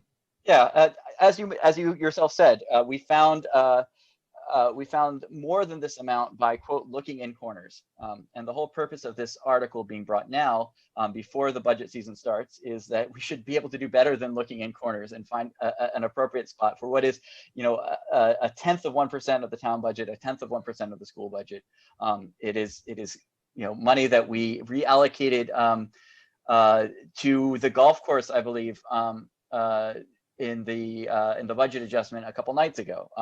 So, this is the scale of the allocations we're looking at is not, we're not talking about a new department, or even it's barely a new employee. It's sort of on the level for, legal counsel.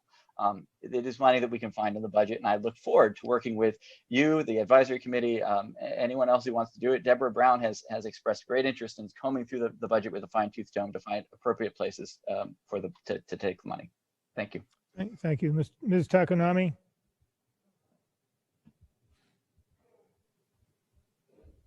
Hello again, Amy Takanami, she, her, hers, town meeting member from Precinct 10. I would like to voice my support for warrant Article 36 and 37, which proposes significant increases in the stipends allotted for select board members and offers school committee members a stipend for the first time. Plainly put, the current stipend budget makes it categorically impossible for a vast array of people, including young people, people of color, working people like myself, from meaningfully participating in the governance of our own community. The currently offered stipends, or lack thereof, effectively mean that only a small slice of the population of our town can realistically consider running for positions on our select board or school committee. While I believe we all cherish the ideals of a volunteer spirit within the structure of our town's government, the true effect of those current inadequate stipends is to shut out the very voices our town needs to make room for in order to genuinely reflect our stated values and beliefs. If we want a town government that reflects and works for us all, including people of color, working class communities, single parent households, and many others that our community contains, We need to dedicate ourselves to removing the institutional barriers that prevent thousands from even considering entering into our local politics. Put frankly, there are very few people who can devote over 20 hours a week to local governance with no financial compensation and still maintain any kind of quality of life. And the kinds of people who can do so will disproportionately come from older, cisgendered, white, upper middle class backgrounds. And I'm not here to say that we need to shut anyone out from our town's governance, but that we need to recognize how many people are prevented from participating by this financial constraint. I'm not comfortable with a local government by its very structure excludes any opportunity for those of us most affected by its choices from meaningfully participating in it at its highest levels. And I want to stress that this is not some abstract issue divorced from our current reality. I know for a fact that there are many folks in my own networks and community, some of whom have written us all eloquent emails, some of whom have and will speak later on, who could contribute significantly to the growth and future of Brookline, who are more than qualified to represent our town and who truly embody what we value in elected officials who simply cannot volunteer 20 hours a week and still work multiple jobs to feed their children and pay their rent. This is especially urgent because, as we all know, economic disparities in our country are significantly defined by race and gender. If we want a Brookline town government that represents the community in its entirety, we need to dedicate ourselves to removing any and all institutional barriers that prevent us from achieving this shared goal.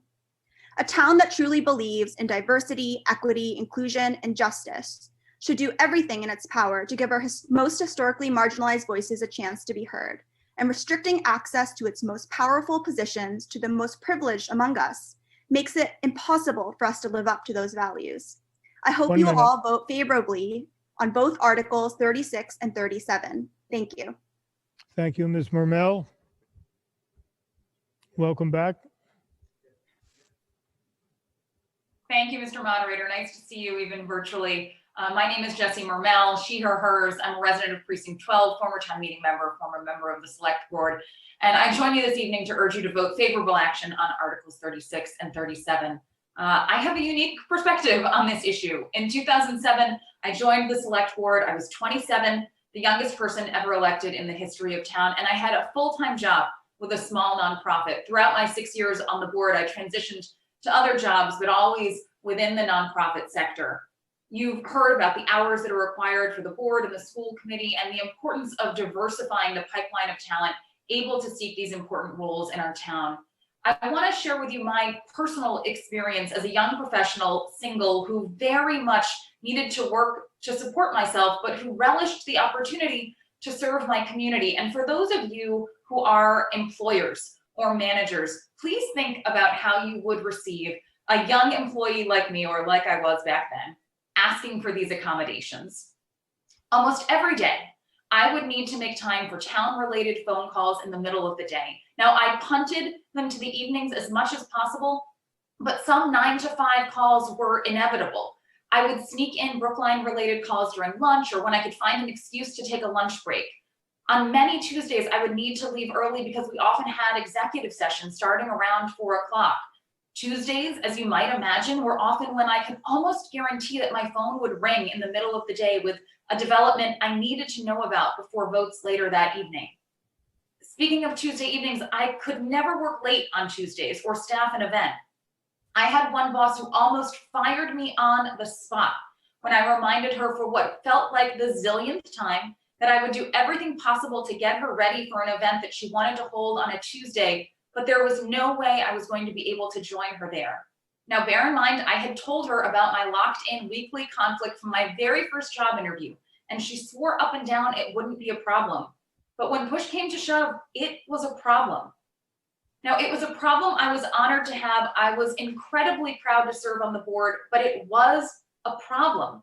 And a problem without a viable solution because the select board's token stipend was nowhere near enough for me to go to my bosses and ask to work half or 3/4 time so that I could do a better job balancing both roles. An amount like what is proposed by Articles 36 and 37 would have made that possible, providing a reasonable replacement for the wages I would have lost by reducing my hours, because going without that income was not an option. I'd like to point out that this is a balance beam I walked as a white woman without a spouse or children, it would have undoubtedly been even harder with a family to consider into my schedule and my budget. I was a member of the board from 2007 to 2013. I went back and looked at the men and women I had the pleasure of serving with. 50% were not working in paid roles while they served on the board. The other half were employed, lawyers in their own firms, self-employed, able to dictate their own schedules and without bosses wondering how they were spending their hours. All of my colleagues worked hard and unquestionably made sacrifices in order to serve. All, and may they forgive me for pointing this out, had decades on me. I don't think it's an accident that I never once had a colleague who shared my circumstances. And I don't think this type of forced career and financial juggling is fair to ask of people who want to serve our community. As a town, we say we want diverse voices at the table, then let's actually step up and take the key actions necessary to make that possible. It's what we say we value, and it's diversity that will only lead to better outcomes for our communities. We can't just wish for it, we have to act, regardless of how convenient or inconvenient we think the timing may be. I thank you for your time this evening, and I urge you to vote favorable action on warrant articles 36 and 37. Now, I have to tell you, ladies and gentlemen, that the next 10 speakers, whether drawn from those who signed up ahead of time or those who have signed up in the list maintained by our chat monitor, will all be speaking in favor of these articles.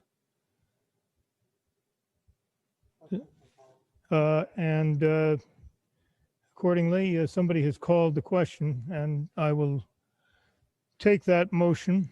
I have the following people who have signed up ahead of time: Ms. Ashkenazi, Mr. Benson, Ms. Margolis, Mr. Burstein, Ms. Mautner, all of whom would support these motions.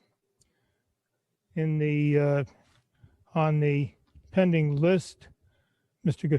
Gayshak, Ms. Bastian, Ms. Levine, Ms. Scotto, Mr. Klein, Mr. Fishman, Ms. McClellan, Mr. Spiegel, Ms. Poverman, Mr. Sandman, Mr. Fisher, Mr. Stone, and Ms. Westfall. The motion is to terminate debate, requires a 2/3 vote, and the vote is commenced. Yes, if you wish to terminate debate. No, if you want to go on hearing from people.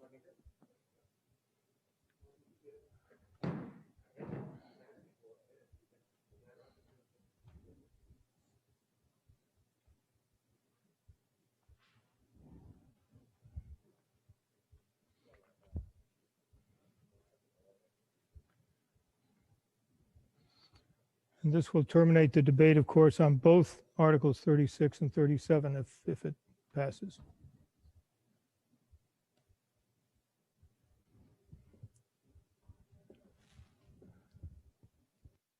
The voting period is terminated. Mr. Jones? Jones, no. Ms. McNally?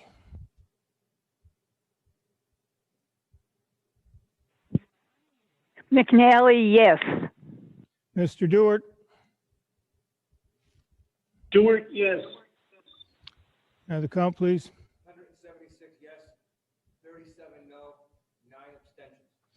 Motion carries by a vote of 178 in favor, 38 opposed, and 9 abstentions. So we move now to the motion offered by the petitioner under Article 36 on pages 36-3 and 4 of your combined reports. This is main motion, Article 36. Voting period has started. Yes, if you favor this motion. No, if you're opposed, and abstain if you're abstaining.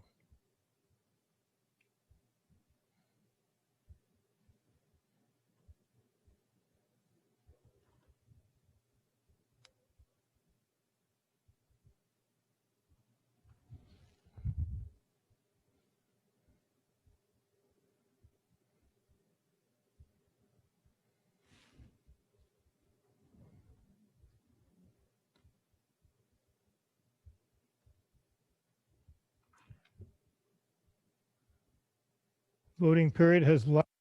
Jones,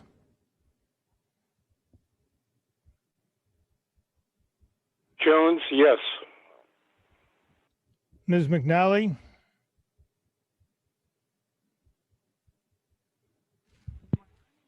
McNally, yes. and Mr. Dewart. Dewart, yes. Count. 96 yes, 112 no, 16 abstentions. Motion fails by a vote of 99 in favor, 112 opposed, and 16 abstentions.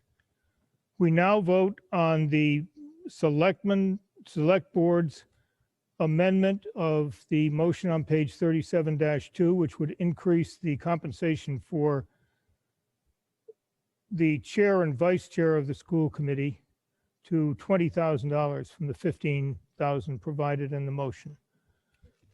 This is 37-6. Okay, we're ready for the voting period. Yes, if you favor the select board's amendment. No, if you're opposed.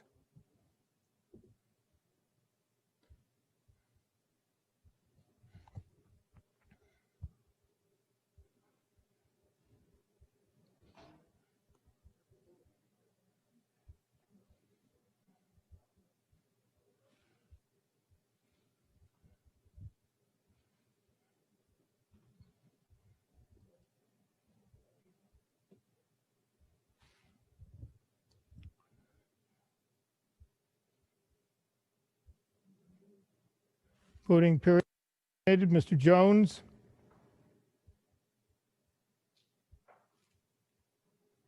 Jones, yes. Ms. McNally,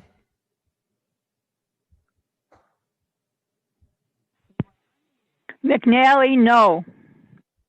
and Mr. Dewart. Dewart, yes.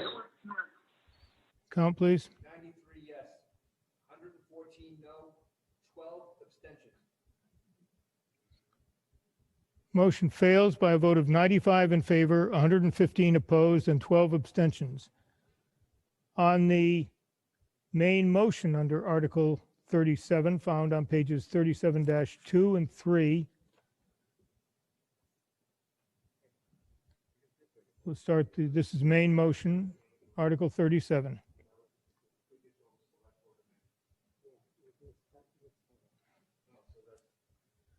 We're voting on the main motion entitled Motion Offered by the Petitioner on page 37-2.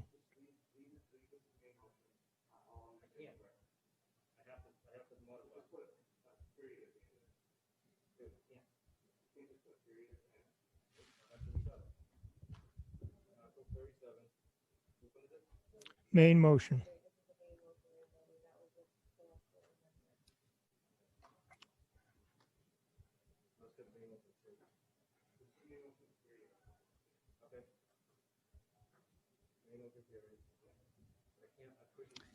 We apologize. We've done pretty well so far.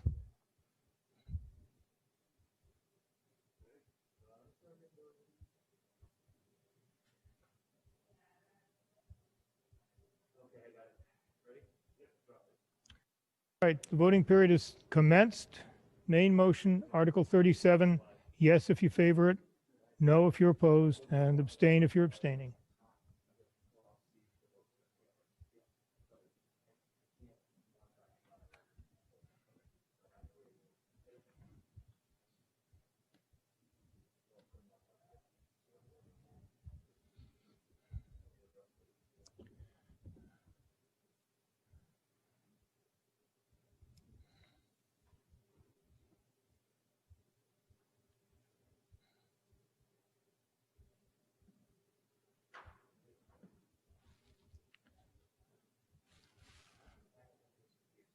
Voting period has lapsed. Mr.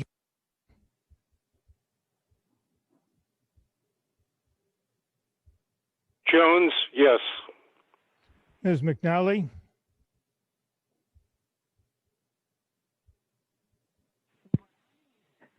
McNally, no.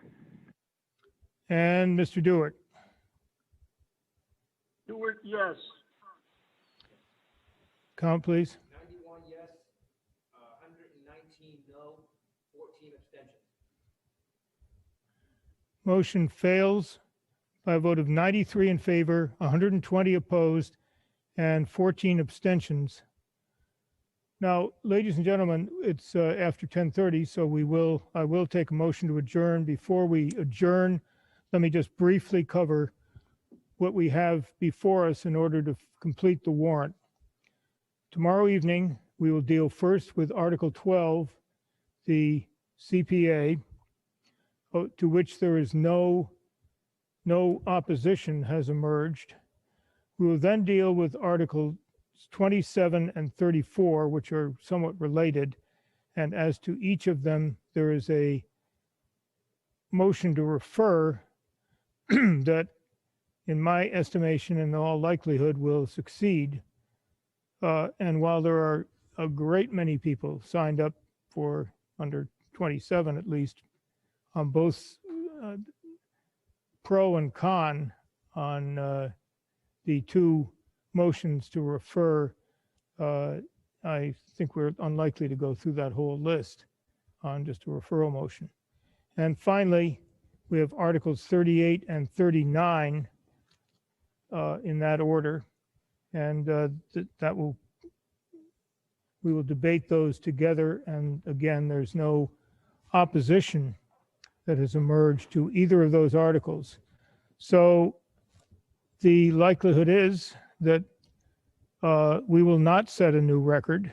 We will tie the old record of 6 town meeting sessions in order to complete our business.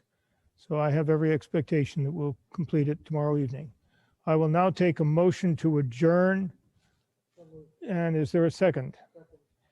There's motion to adjourn and a second. All those, please start a voting period.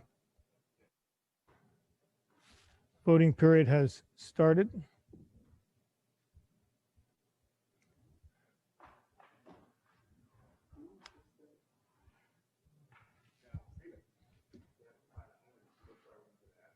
This is not a recorded vote, so it's overwhelmingly in favor, and I will not take the time to poll those on the telephone, and because it's not a recorded vote.